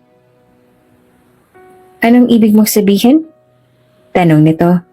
Mas seryoso ang tono. Huminga ng malalim si Jelay. "Noon pong bagong salta ako sa lungsod ng Cagayan de Oro, nakilala ko po ang isang lalaki. Isang gabi lang po kami nagkita pero iyon pong naging dahilan kung bakit ako nagdalang tao kay Dan. At wala na po akong balita sa kanya simula noon pero noong makita ko ang larawan ni Zadric, nalaman ko pong siya po ang lalaking yon. Ang apo po ninyo. Siya po ang ama ng anak ko. Siya po ang ama ni Dan na hinahanap namin." Tumahimik ang silid. Hindi makapagsalita si Don Ignacio. Kita sa mukha nito ang gulat na unti-unting napalitan ng galak. Kaya pala, bulong ni Don Ignacio sa sarili, ngunit narinig pa rin ni Jelay. Kaya pala ganito na lang kagaan ang loob ko sa anak mo. Kaya pala parang may connection ako sa kanya. Kahit unang beses ko pa lang siyang nakita. May posibilidad pala na anak siya ng aking apo. Tila gumaan din ang pakiramdam ni Jelay nang marinig at nakita ang reaksyon ni Don Ignacio. "Pasensya na po kung itinago ko ito sa inyo. Natakot po akong baka hindi niyo po matanggap pero hindi ko na po kayang itago pa." Tumango si Don Ignacio. "Maraming salamat sa pagsasabi sa akin ng totoo, Iha." Matapos ang pag-uusap sa opisina, nagpasya si Don Ignacio na puntahan sa silid si Dan na noon ay natutulog na. Gusto ni Don Ignacio na makasiguro na anak nga nito ang kanyang apo kung kaya nakiusap siya kay Jelay kung pwede ba itong magpa-DNA test at si Zadric na pinayagan naman ni Jelay na mangyari. Kinabukasan agad na tinawagan ni Don Ignacio ang isa sa 3 doktor na nag-alaga kay Zadric upang ayusin ang isang DNA test. Dumating ang doktor sa mansyon. Pinulong ni Don Ignacio si Jelay at Dan sa kanyang opisina. kasama si Manang Estrella bilang saksi. Jelay, seryosong sabi ni Don Ignacio. Alam kong hindi madali ito para sa inyo, lalong-lalo na kay Dan. Pero gusto kong kumpirmahin natin ito. Ang DNA test ang makakapagsabi kung siya nga ba ay anak ng aking apo. Napatango si Jelay kahit kinakabahan. Naiintindihan ko po, Don Ignacio. Wala po akong tutol. Ang totoo ay mas mabuti po ito para sa lahat. Si Dan naman ay tahimik lang na nakatingin sa ina. Halatang hindi lubos na nauunawaan ang nangyayari. Ngunit nang tumingin ito kay Don Ignacio, tumango siya. Opo, mabait naman po kayo sa amin kaya okay lang po. Lumambot ang ekspresyon ni Don Ignacio at bahagyang ngumiti. Salamat, iho. Huwag ka mag-alala. Wala itong magiging epekto sa trato ko sa inyo. Ano man ang resulta. Kinuha ng doktor ang sample mula kay Dan at sa buhok ni Zadric na nakuha naman mula sa isang lumang brush na inaitago ni Don Ignacio bilang alaala. Don Ignacio, sabi ng doktor, kailangan po nating maghintay ng ilang linggo bago lumabas ang resulta ng DNA test. Mas mabuti pong maging maingat para siguradong tama ang sagot. Tumango si Don Ignacio kahit halatang hindi sanay na maghintay. Sige, wala naman akong ibang magagawa kundi ang maghintay. Matapos noon ay lumapit si Don Ignacio kay Jelay at Dan at bahagyang hinawakan ng balikat ng bata. Dan, huwag kang mag-alala. Ano man ang lumabas na resulta, gusto kong malaman mo na palagi kayong may lugar dito sa bahay na ito. Napangiti naman si Dan. Hindi masyadong nauunawaan ang bigat ng sitwasyon, pero ramdam ang kabutihan sa boses ni Don Ignacio. Habang naghihintay ng resulta, unti-unting nagkaroon ng mas malapit na koneksyon si Don Ignacio kay Dan. Hindi niya maiwasang makaramdam ng pag-asa pero sinisiguro niyang hindi niya masyadong itataas ang kanyang expectation. Sa bawat araw na lumilipas, mas lumalalim ang kanyang pagmamahal sa batang tila nagdala ng liwanag sa kanyang madilim na mundo. Lumipas ang ilang linggo ng matyagang paghihintay hanggang sa dumating na ang araw na lumabas na ang resulta ng DNA test. Maagang dumating si Dr. Sanchez sa mansyon upang dalhin ang envelope na naglalaman ng sagot na magbabago sa buhay ni Don Ignacio, Jelay at Dan.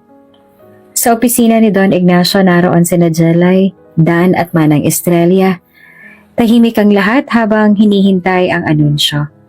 Ang tanging naririnig ay ang marahang kaluskos ng papel habang binubuksan ni Dr. Sanchez ang envelope. Huminga ng malalim si Dr. Sanchez bago nagsalita. Don Ignacio, Jelay, Dan, nakumpirma po ng result ng DNA test na si Dan ay anak nga po ni Zadric. Apo niyo po siya, Don Ignacio. Sandaling natigilan ang lahat. Hindi makapaniwala sa narinig. Napaluha si Don Ignacio. Nanginginig ang mga kamay habang dahan-dahang tumayo mula sa kanyang upuan. Tila nabura ang bigat ng mga taon ng kalungkutan at pagsisisi sa kanyang mukha. Diyos ko, bulong niya bago lumapit kay Dan. Apo ko. Apo kita.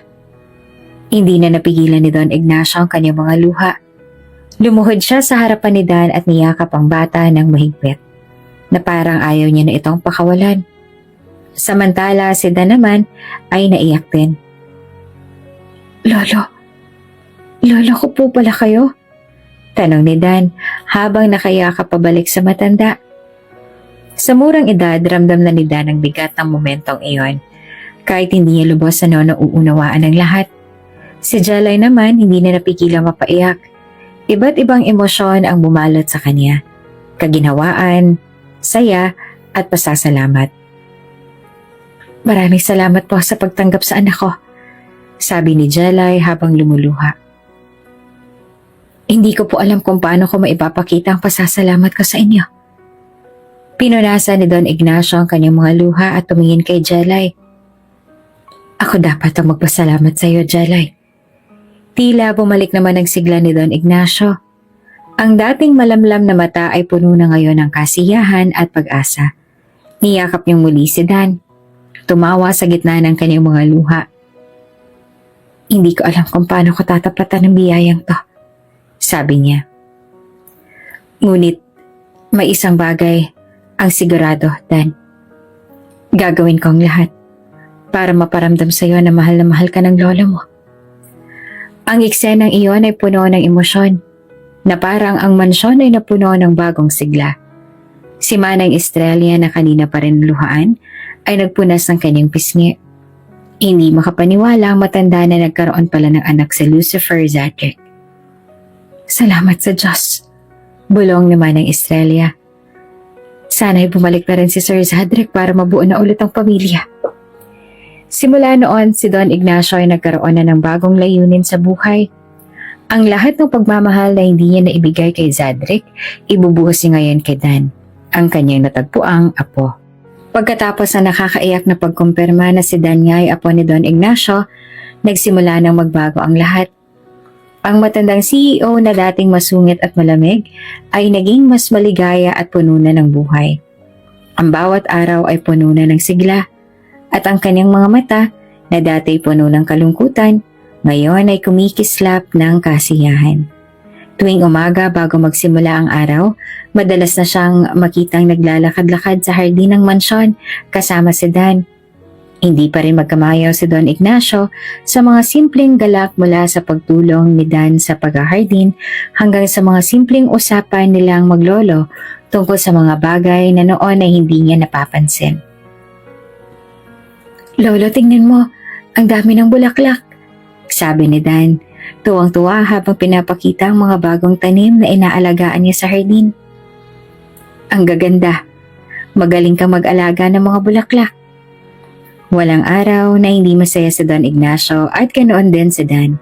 Subalit may mga pagkakataong hinihiling ni Dan na sana ay kasama rin nila ang ama nito na tanging si Don Ignacio lamang ang may alam kung nasaan ito ngayon. Mama, tingnan mo si Lolo, sabi ni Dan kay Jelay, habang pinagmamasdan nila magkausap ang matanda at ang isang kasamahan sa negosyo. Saya-saya niya.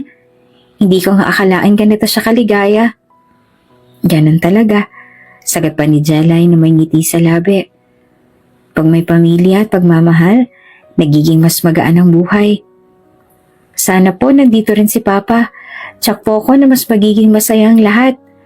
Pero ang sabi po kasi sa akin ni Lolo, hindi ko pa raw po pwedeng makasama si Papa sa ngayon. Lumungkot ang tono ng boses ni Dan. Sa tingin mo, Mama, ano po kayang dahilan at hindi po natin pwedeng makasama si Papa? Ayaw niyo po ba sa atin? May malalim lang na dahilan kaya hindi mo pa pwedeng makita ang iyong ama. Kaya huwag ka mag-alala. Sigurado ako na tulad ng Lolo Ignacio, tanggap ka rin ng Papa mo. Ang sabi kasi ng ibang kasambahay, mabait daw talaga ang Papa mo na si Zadric. Sana nga po, Mama. Sana po tanggap din po tayo ni Papa. Isang araw ay nagpasya si Don Ignacio na isama si Dan at Jelay sa kumpanya nito. Masayang masaya si Dan noong unang beses itong tumuntong sa kumpanya ng Lolo Ignacio nito. Si Ignacio naman ay hindi rin mapigilan ng ngiti. Masaya na nagustuhan ni Dan ang kumpanya niya. Samantalang, ang empleyado sa Sartori Groups ay gulat na gulat sa kanilang mga nakikita. Hindi sila makapaniwala na muli nilang makikita ang kanilang boss na nakangiti. Tumawa at mukhang masaya kasama ang isang batang lalaki at babae na mukhang bata pa. Si Don Ignacio ba talaga yan? Bakit nakangiti siya? Bakit masaya siya? Hindi makapaniwala na tanong ng isang staff. Oo nga. At saka sino yung kasama niya? Tingnan niyo ang batang lalaki, guys. Biglang sabi pa ng isa kaya lahat sila ay napatitig sa batang lalaki na nakangiti habang tumatakbo at nakadipa ang kamay. Bakit kamukhang-kamukha siya ni Sir Zadric? Anong ibig sabihin nito? Oo nga, kamukhang-kamukha siya ni Sir. Hindi kaya anak niya ang batang lalaki? At ang babae naman na kasama ni Sir Ignacio ay asawa ni Sir Zadric. Pero kung sakali man, kasama rin kaya nila si Sir Zadric? Naghintay ang mga empleyado. Umaasa sila na papasok din sa loob ng kumpanya si Zadric, ngunit wala ng ibang sumunod. Ipinatawag ni Ignacio ang lahat ng empleyado dahil may mahalaga raw itong kailangan na i-announce. Kaya ang lahat ay na-excite kung ano ang magiging announcement ng kanilang boss. Everyone, nais kong makilala niyong lahat ang nag-iisang anak ng aking apo na si Lucifer Zadric Sartori. Si Daniel Sartori. Pinalapit ni Ignacio sa tabi si Dan na matamis naman ang ngumiti habang ang ibang empleyado ay gulat na gulat. At ang ina ni Daniel, ang mapapangasawa ng aking apo, si Jelay Jimenez, future Jelay Sartori. Maging si Jelay ay nabigla rin sa sinabi ni Don Ignacio. Ngunit sumunod din noong sumenya si Lolo Ignacio na lumapit sa tabi nito. Awkward siyang nakatayo roon at halos hindi makatingin sa gulat ng mukha ng mga naroon. Sila ang pinakamahalagang tao sa buhay ng aking apo. Pagpapatuloy pa ni Ignacio. Mahalaga rin sila sa akin. Kaya ang hiling ko sana sa inyo ay tratuhin niyo sila ng tama at irespeto katulad ng pagrespeto ninyo sa akin at sa apo kong si Zadric. Nang makita ni Ignacio ang galak sa mga mukha ng kanyang empleyado, ay lalo siyang napangiti dahil alam niya na hindi magiging iba ang trato nilang lahat sa apo sa tuhod at sa ina ng anak ni Zadric. Nais ko rin sana na humingi ng tawad sa inyong lahat. Batid ko na sa nagdaang taon ay naging masama ang aking ugali. Hindi naging maayos ang aking pakikitungo sa inyong lahat. Inaamin kong marami akong naging pagkakamali at kasalanan sa inyong lahat. Pero sana ay mapatawad niyo pa rin ako. Pinapangako ko na sisikapin ko na maging isang mabuting boss sa inyong lahat. Katulad ng aking apo na si Zadric. Huwag po kayo mag-alala, Sir Ignacio. Pinapatawad ka na po namin. Hindi naman po kami nagalit sa'yo. Sigaw ng isang empleyado na siya namang sinang-ayunan ng isa pa na ikinangiti naman ng Don. Maraming salamat sa inyo. Masaya po kami na may anak na po pala si Sir Zadric. Ang gwapo po ng anak niya. Sobrang ganda rin po ng mapapangasawa niya. Sigaw din ng isa pa. Oo nga po. Sana po bumalik na rin si Sir Zadric. Naging masaya ang lahat ng empleyado ng Sartori Groups mula noong ipinakilala ang nag-iisang anak ni Zadric. At ganon din ang babaeng mapapangasawa raw nito dahil ang ibig sabihin lamang nun ay nasa maayos ang kalagayan si Zadric. Ibig sabihin din nun ay magkakaroon ng bagong inspiration si Ignacio kaya tiyak na magiging mabait na ulit ito sa kanilang lahat. Isang hapon pagkatapos ng isang masayang kainan, naglakad si Don Ignacio at Dan sa hardin. Nilingon ni Don Ignacio ang bata at tinanong, Dan, may gusto ka bang malaman na hindi ko pa nasasabi sa'yo? Napatingin si Dan kay Don Ignacio. Ano po yon, Lolo? Alam mo ba, nung unang araw na nakita kita, hindi ko alam kung paano ko haharapin ang buhay ko. Pero ngayon, nandyan ka. At alam ko, hindi ko na kailangan mag-alala pa. Salamat sa iyo, Apo. Dahil sa iyo, natutunan ko kung paanong muling mahalin ang buhay. Si Dan na medyo nagugulahan pa ay ngumiti lamang at yumakap kay Don Ignacio. Wala po kayong dapat ipagpasalamat. Ako po nagpapasalamat sa inyo. Sa araw na iyon, nagpatuloy ang buhay ni Don Ignacio at mas gumaan at mas masayang paraan. Ang mansyon na puno ng mga alaala ng kalungkutan, ngayon ay puno na ng tawanan at pagmamahal. Isang umaga habang nagkakape sa terrace ng mansyon, lumapit si Don Ignacio kay Jelay at Dan na abala sa pakikipag-usap tungkol sa mga plano. Gusto ko kayong isama sa isang espesyal na lakad ngayon, sabi ni Don Ignacio, may ngiti sa labi. Ha? Saan po tayo pupunta, Lolo?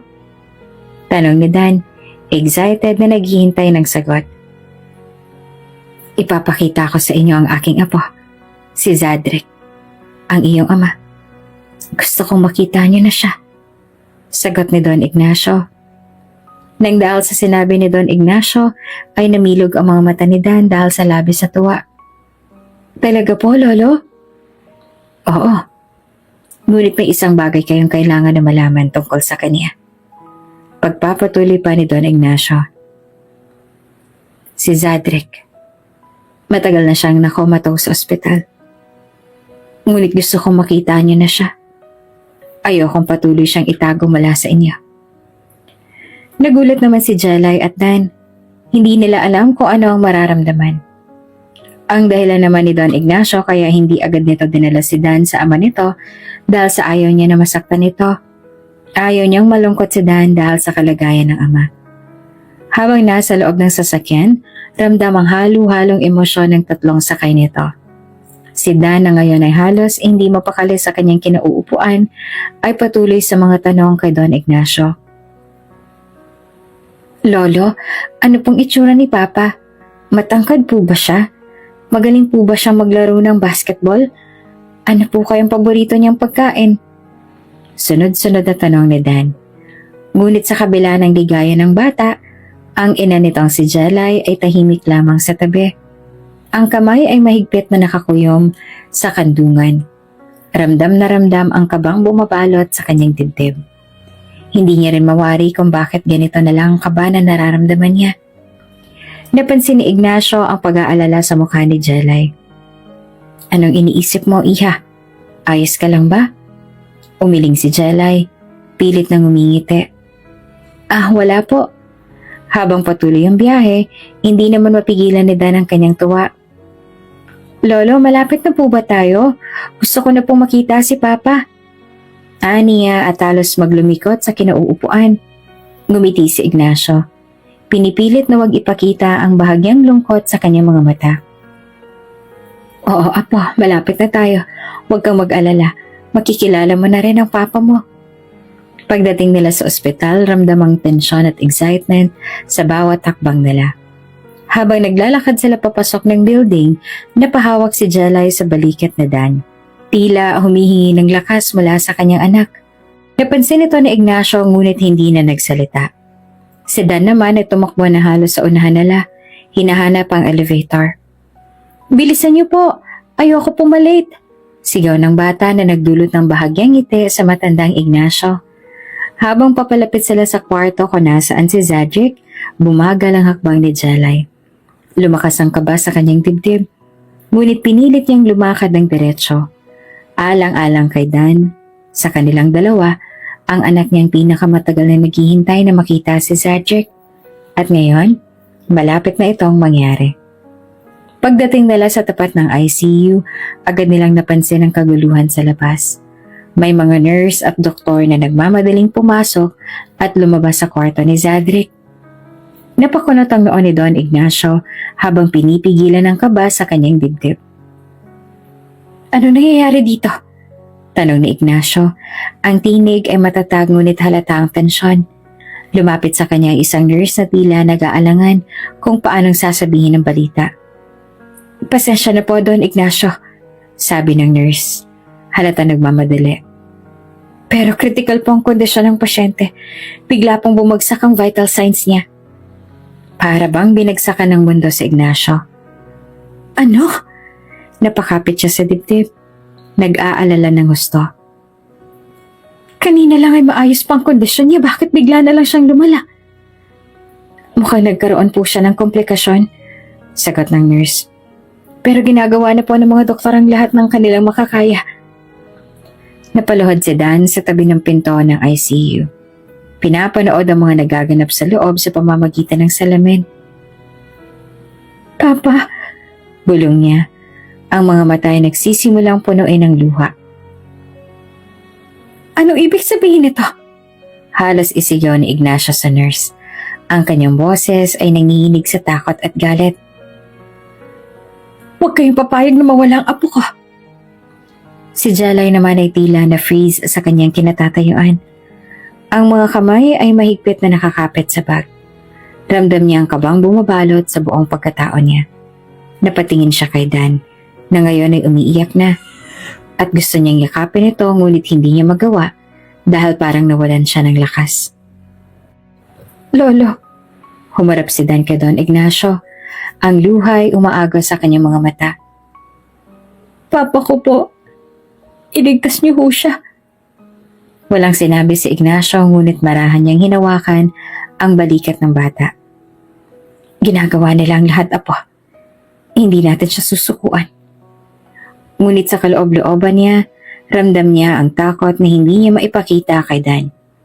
Tila huminto ang oras habang naghihintay sila ng balita mula sa loob ng ICU.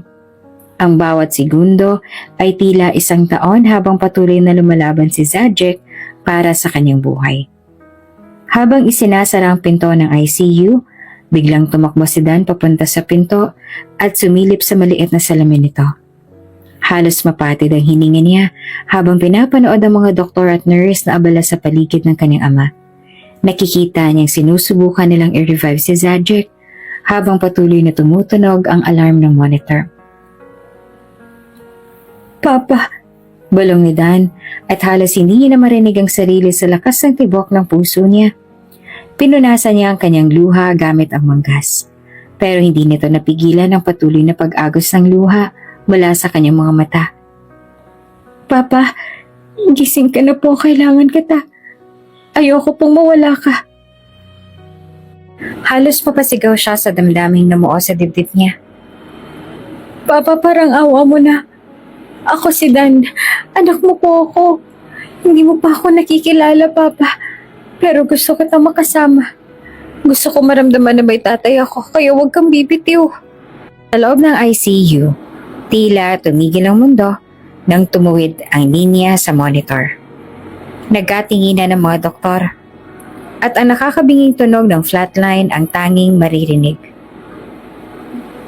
Wala ng pulso. Patay na siya. Sabi ng isang doktor. Tila nawawalan na ng pag-asa. Sa labas, lumalakas pa ang iyak ni Dan na ngayon ay yakap-yakap na ni Jelay. Papa, huwag kang mawawala. Biglang tila may milagro. Tumigil ang mga doktor sa kanilang ginagawa nang biglang bumalik ang pulso sa monitor. Ang mahinang natunog ng tibok ng puso ay muling narinig at nagkaroon ng sigla ang mukha ng mga nurse.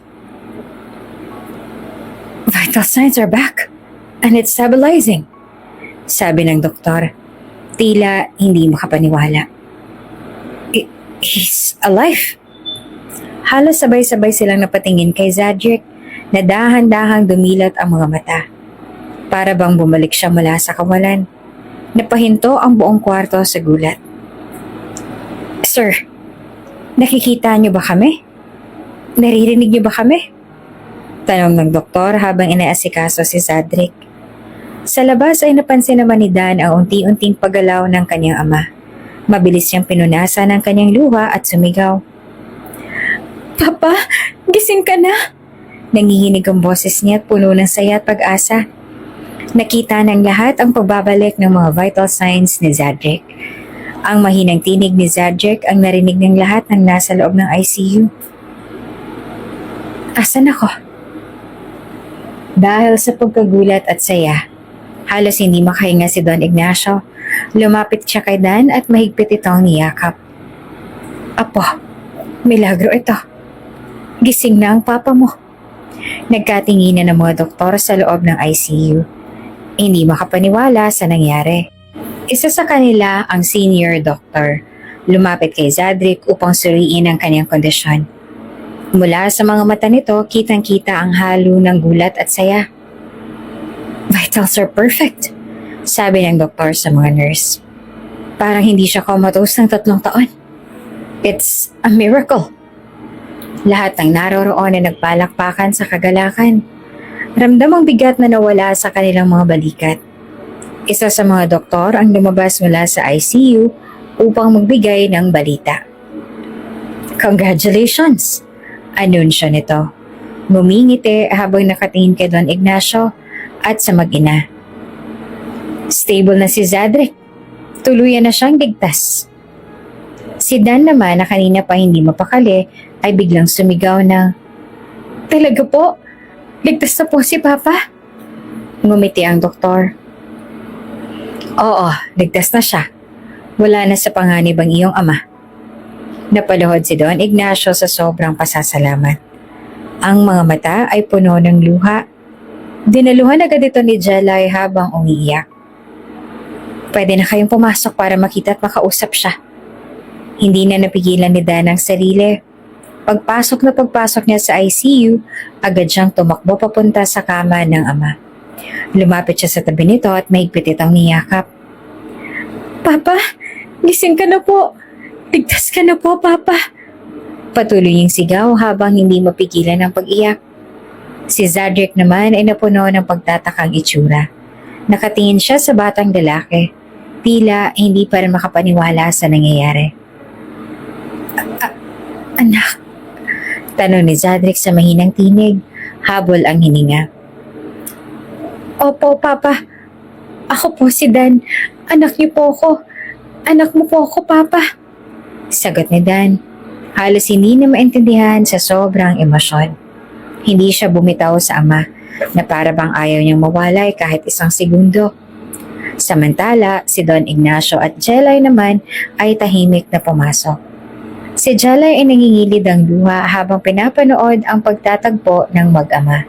At si Don Ignacio naman ay hindi mapigilan ang pagpatak ng kanyang mga luha habang binubulong. Salamat, Panginoon. Salamat sa pagbabalik ng aking apo. Si Zadric, bagamat mahina pa, ay unti-unting inaangat ang kanyang kamay at hinahaplos ang likod ni Dan. Anak ba talaga kita? Opo, Papa. Anak mo po ako. Habang mahigpit pa rin niyayakap ni Dan ang ama. Dahan-dahang iniangat naman ni Zadric ang tingin at tumingin kay Don Ignacio. Nagtataka ang ekspresyon nito. Halatang puno ng tanong ang kanyang isipan. Lolo, ano nangyayari? Sino sila? Tanong niya sa mahinang tinig at pilit na inuunawa ang sitwasyon. Lumapit si Don Ignacio sa kama. Ang bigat ng emosyon ay makikita sa mga mata ng Don. Zadric, mahina ang ngunit puno ng pagmamahal ang tono niya. 3 taon kang comatose. Hindi ka namin iniwan pero maraming nangyari habang wala ka. Ang batang yan. Tumingin siya kay Dan. Siya si Dan. Anak mo siya, Zadric. Anak niyo ni Jelay. Napuno ng mas malalim na pagtataka ang mukha ni Zadric. Anak? Bulong niya. Nanlalaki ang mga mata habang bumaling kay Dan, na nakangiti naman sa kanya habang pinupunasan ang sariling mga luha. Anak ko? Ulit pa ni Zadric at tila hindi makapaniwala. Opo, Papa. Sagot ni Dan, puno ng saya at kaba sa tinig. Ako po si Dan. Anak niyo po. Miss na miss ko na po kayo. Hindi pa rin makapagsalita si Zadric. Parang bumabalik sa kanya ang lahat ng alaala. Ngunit nananatiling magulo ang kanyang isipan. Hinanap niya ang mga mata ni Jelay na nakatayo sa tabi ni Dan Ignacio. Tahimik, ngunit halatang puno rin ng emosyon. Nang magtama ang kanilang mga mata, tila natigil ang oras. Nananatili siya nakatitig kay Jelay. Ang kanyang mga mata ay nag-iba mula sa pagtataka patungo sa pagkilala. Unti-unti, nagkaroon ng lambot ang ekspresyon ni Zadric. Isang maliit na ngiti ang sumilay sa kanyang labi. Para bang natagpuan niya ang isang bagay na matagal niya nang hinahanap. You're here. Bulong ni Zadric na sapat na para marinig ng tatlo. Halos hindi naman marinig. Ang kanyang tinig ay puno ng pananapik at pagkalito. Matagal kitang hinanap. Naluha si Jelay sa sinabi ni Zadric. Ngunit hindi pa rin siya makapagsalita. Si Dan na nasa tabi ni Zadric ay umiti. Si Don Ignacio na nakatayo sa tabi ng kama ay nagpunas ng luha sa sulok ng kanyang mata. Zadric, matagal na kitang gustong makitang ganito. Gising. Buhay. Masaya rin po ako, Lolo. Kasama na ulit kita. Habang nakatitig si Zadric kay Jelay, unti-unti niyang dinipa ang kanyang mga kamay. Halika. Mahina ang ulit puno ng emosyon ng kanyang tinig. Gusto kitang yakapin. Nag-alangan si Jelay, bahagya namang napaatras. Ngunit sa kabila ng kaba ay unti-unti siyang lumapit. Nang nasa abot kamay na siya ni Zadric, niyakap siya nito ng mahigpit. Tila pinapawi ang mga taon ng pangungulila. Masaya ako nandito ka. Bulong ni Zadric habang nakasubsob ang mukha niya sa balikat ni Jelay. Hinanap kita noon, ngunit hindi ako nagtagumpay. Hindi ko alam kung nasaan ka. Akala ko na wala ka na sa buhay ko, pero ngayon, masaya ako nandito ka na. Mahal ko. Napaiyak naman si Jelay sa mga salitang yon. Matagal niyang inilihim sa sarili ang sakit ng nakaraan. Ang hirap na dinanas. Ngunit ngayon, ay parang unti-unti nang gumagaan ang lahat. Zadric, tanging nasabi niya na lamang habang hinahaplos ang likod nito. Nang kumala si Zadric sa yakap ay tumingin siya kay Jelay at may kakaibang lambot sa kanyang mga mata. Ginitian siya ni Jelay at dahan-dahang humarap kay Dan. Hinawakan niya ang kamay ng anak at hinila ito papalapit. Zadric, sabit ni Jelay, ang boses ay nanginginig sa emosyon. Gusto kong ipakilala sa iyo ang anak natin. Si Dan. Nagkaroon tayo ng anak. Napatingin si Zadric kay Dan na halata namang kinakabahan ngunit puno ng saya sa kanyang mga mata. Hindi siya makapaniwala, ngunit habang tinitingnan ng bata, parang may isang bahagi ng puso niyang biglang napuno. Anak natin. Ulit ni Zadric at napapangiti habang iniaabot ang kamay kay Dan. Anak ko. Ngumiti pa si Dan. Opo, Papa. Kamukhang kamukha kita. Habang pinapanood ni Don Ignacio ang muling pag-uusap ni Zadric at Jelay kasama si Dan, tila bumibigat ang kanyang pakiramdam. Isang malaking kirot ang pumuno sa kanyang puso. Napagtanto niya ang lahat ng pagkukulang at pagkakamali niya sa kanyang apo. Unti-unti siyang lumapit kay Zadric, huminga ng malalim at saka nagsalita. Zadric, simula ni Don Ignacio, bahagyang nanginginig ang tinig. Patawarin mo ako sa lahat na naging kasalanan ko sa iyo. Pinalayas kita noon. Nasaktan ka ng mga salita ko. Kung alam mo lang kung gaano ko yung pinagsisisihan araw-araw. Mahal na mahal kita, Apo. At sana mapatawad mo ako. Tahimik si Zadric sa loob ng ilang saglit. Nakatitig lamang sa kanyang lolo. Maya-maya, isang malambing na ngiti ang sumilay sa kanyang labi. Lolo, pinapatawad na kita. Sagot ni Zadric, mahina ngunit puno ng sinseridad. Hindi ako kailanman nagalit sa iyo. Naiintindihan ko kung bakit mo nagawa iyon. Pero kahit kailan, hindi nawala ang pagmamahal ko sa iyo. Minsan pa natigilan si Ignacio at hindi makapaniwala sa mga salitang ito mula sa apo. Minsan lang mangyari na ang isang tao sa kabila ng lahat ng sakit at pagkatalo ay magbigay ng pagpapatawad ng bukal sa puso. Ngunit habang patuloy na tinatanggap ang mga saloobin ng lolo, si Zadric ay nagkaroon ng isang seryosong ekspresyon sa mukha. Nag-angat siya ng ulo at sa mahinang tinig nagsalita siya. Pero lolo, may isang bagay na kailangan mong malaman. Ang aking ama, si Adrian, kailangan niya magbayad sa mga kasalanan niya. Napatingin si Ignacio sa apo na may malalim na tanong sa mga mata. Siya ang dahilan kung bakit ako na-aksidente. Siya ang may kasalanan sa hindi ko pagbabalik sa iyo. Siya ang nagtakda ng lahat ng to. Tumahimik saglit si Zadric. Kinuha ang isang malalim na hininga. Bago ipagpatuloy ang kanyang mga salita, ninakaw niya ang lahat ng pera ko, ang mga ari-arian ko, at pinilit ako mawala ng lahat, lolo. Tiningnan ni Ignacio ang apo at ramdam niya ang tindi ng sakit na dulot ng mga salitang iyon. Anong ibig ko sabihin, Zadric? Tanong niya, nanginginig ang tinig. Ang ama ko, si Adrian, nagsinungaling siya sa akin, lolo. Sabi ni Zadric at ang tinig ay puno ng pagyati. Ginulo niya ang buhay ko. At ito ang naging dahilan ng lahat ng nangyari. Patawarin mo ako kung hindi ako naniwala sa iyo noon. Pero lolo, kailangan niyang managot. Napuno ng galit ang mukha ni Don Ignacio dahil sa nalaman. Huwag kang mag-alala. Sisiguraduhin ko na mahahanap at makukulong ang iyong ama. At katulad nga ng pangako ni Don Ignacio, ginamit ito ang koneksyon para malaman kung saan nagtatago ang ama ni Zadric na noon ay namumuhay kasama ang bagong pamilya at ginagamit ang lahat ng ninakaw na pera mula sa anak. Pinakulong nila ito. Ang ama ni Zadric ay sinubukan pa na humingi ng tawad sa anak pero huli na ang lahat. Makalipas ang ilang linggo, bumalik si Zadric sa kumpanya. Hawak ang kamay ni Jalay at si Dan na may malalaking ngiti sa labi. Sa kanilang pagpasok sa lobby ng kumpanya, nagulat ang lahat ng mga empleyado at mga kasamahan sa trabaho. At ang bawat isa ay nagsimulang magbulong-bulungan. Hindi makapaniwala na muling naroroon si Zadric, ang apo ni Don Ignacio na ilang taon na ang nawawala.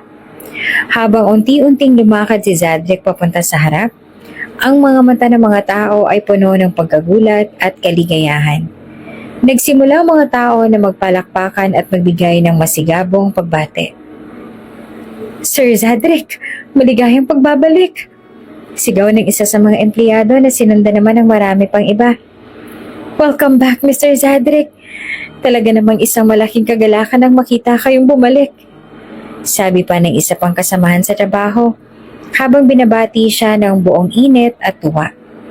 Si Zadric naman ay ngumiti at tiningnan ng mga empleyado, puno ng pasasalamat. I'm back, everyone. Hindi na ulit ako mawawala. Salamat sa lahat ng naghintay sa akin. Nagpatuloy ang palakpakan at sigawan ng kaligayahan mula sa lahat ng mga naroroon. Ang mga mata ni Jelay ay puno ng luha, ngunit saya ang dulot ng mga ito. Habang si Don Ignacio naman ay nandoon sa gilid, hindi maitatago ang tuwa at kagalakan sa kanyang muka. Matapos ang ilang linggo ng muling pagbabalik ni Zadric sa kumpanya, hindi na napigilan ng kanyang puso ang tunay na nararamdaman. Isang gabi, habang sila'y nag-uusap ni Jalay sa ilalim ng mga bituin, umamin si Zadric ng nararamdaman para kay Jalay. Inamin din ito na hinanap nito si Jalay noon matapos ang nangyari sa kanila. Iyon nga lang, hindi siya nagtagumpay lalo na noong ginulo ng ama ni Zadric ang kanyang buhay at nakomatos na siya. Mahal din kita, Zadric. Mahal na mahal kita. Iyon ang naging sagot sa kanya ni Jalay. Ang mga salitang ito ay nagbigay din ng mas malalim pang pag-iisa sa kanilang mga puso. Ilang buwan pagkatapos noon, sa isang romantikong gabing puno ng sorpresa, nag-propose si Zadric kay Jalay. Sa harap ng mga mahal sa buhay at sa ilalim ng isang kalangitan na pinapalamlam ng mga alitaptap. Tinanggap ni Jalay ang alok na kasal ni Zadric at nagsimula ang isang bagong kabanata sa kanilang buhay. Isang taon matapos ang engagement, naganap ang ingranding kasal ni Zadric at Jalay. Ang buong mansyon ni Don Ignacio ay puno ng kasiyahan at pagmamahal. Si Don Ignacio na naging saksi sa kanilang pagmamahalan. Pagkalipas ng ilang taon, nagsilang si Jalay ng pangalawang anak at muling napuno ng tuwa at ingay ang mansyon. Ang mag-asawang Zadric at Jalay kasama si Dan at ang bago nitong kapatid ay namuhay ng masaya. Si Don Ignacio na naging mas mabait at mas mapagmahal sa kanyang mga apo. Bago ka pa lang sa channel na ito, Ate Jane TV, huwag kalimutang pindutin ang notification bell and subscribe button. Sana po hindi naman malaking abala sa inyo ang pagpindot ng subscribe button dahil ang kapalit po nito ay ang pagsuporta para makapag-produce ng mga libreng stories sa mga channels ni Ate Jane. Maraming salamat! Maawa po kayo sa amin. Pakiusap ng babae.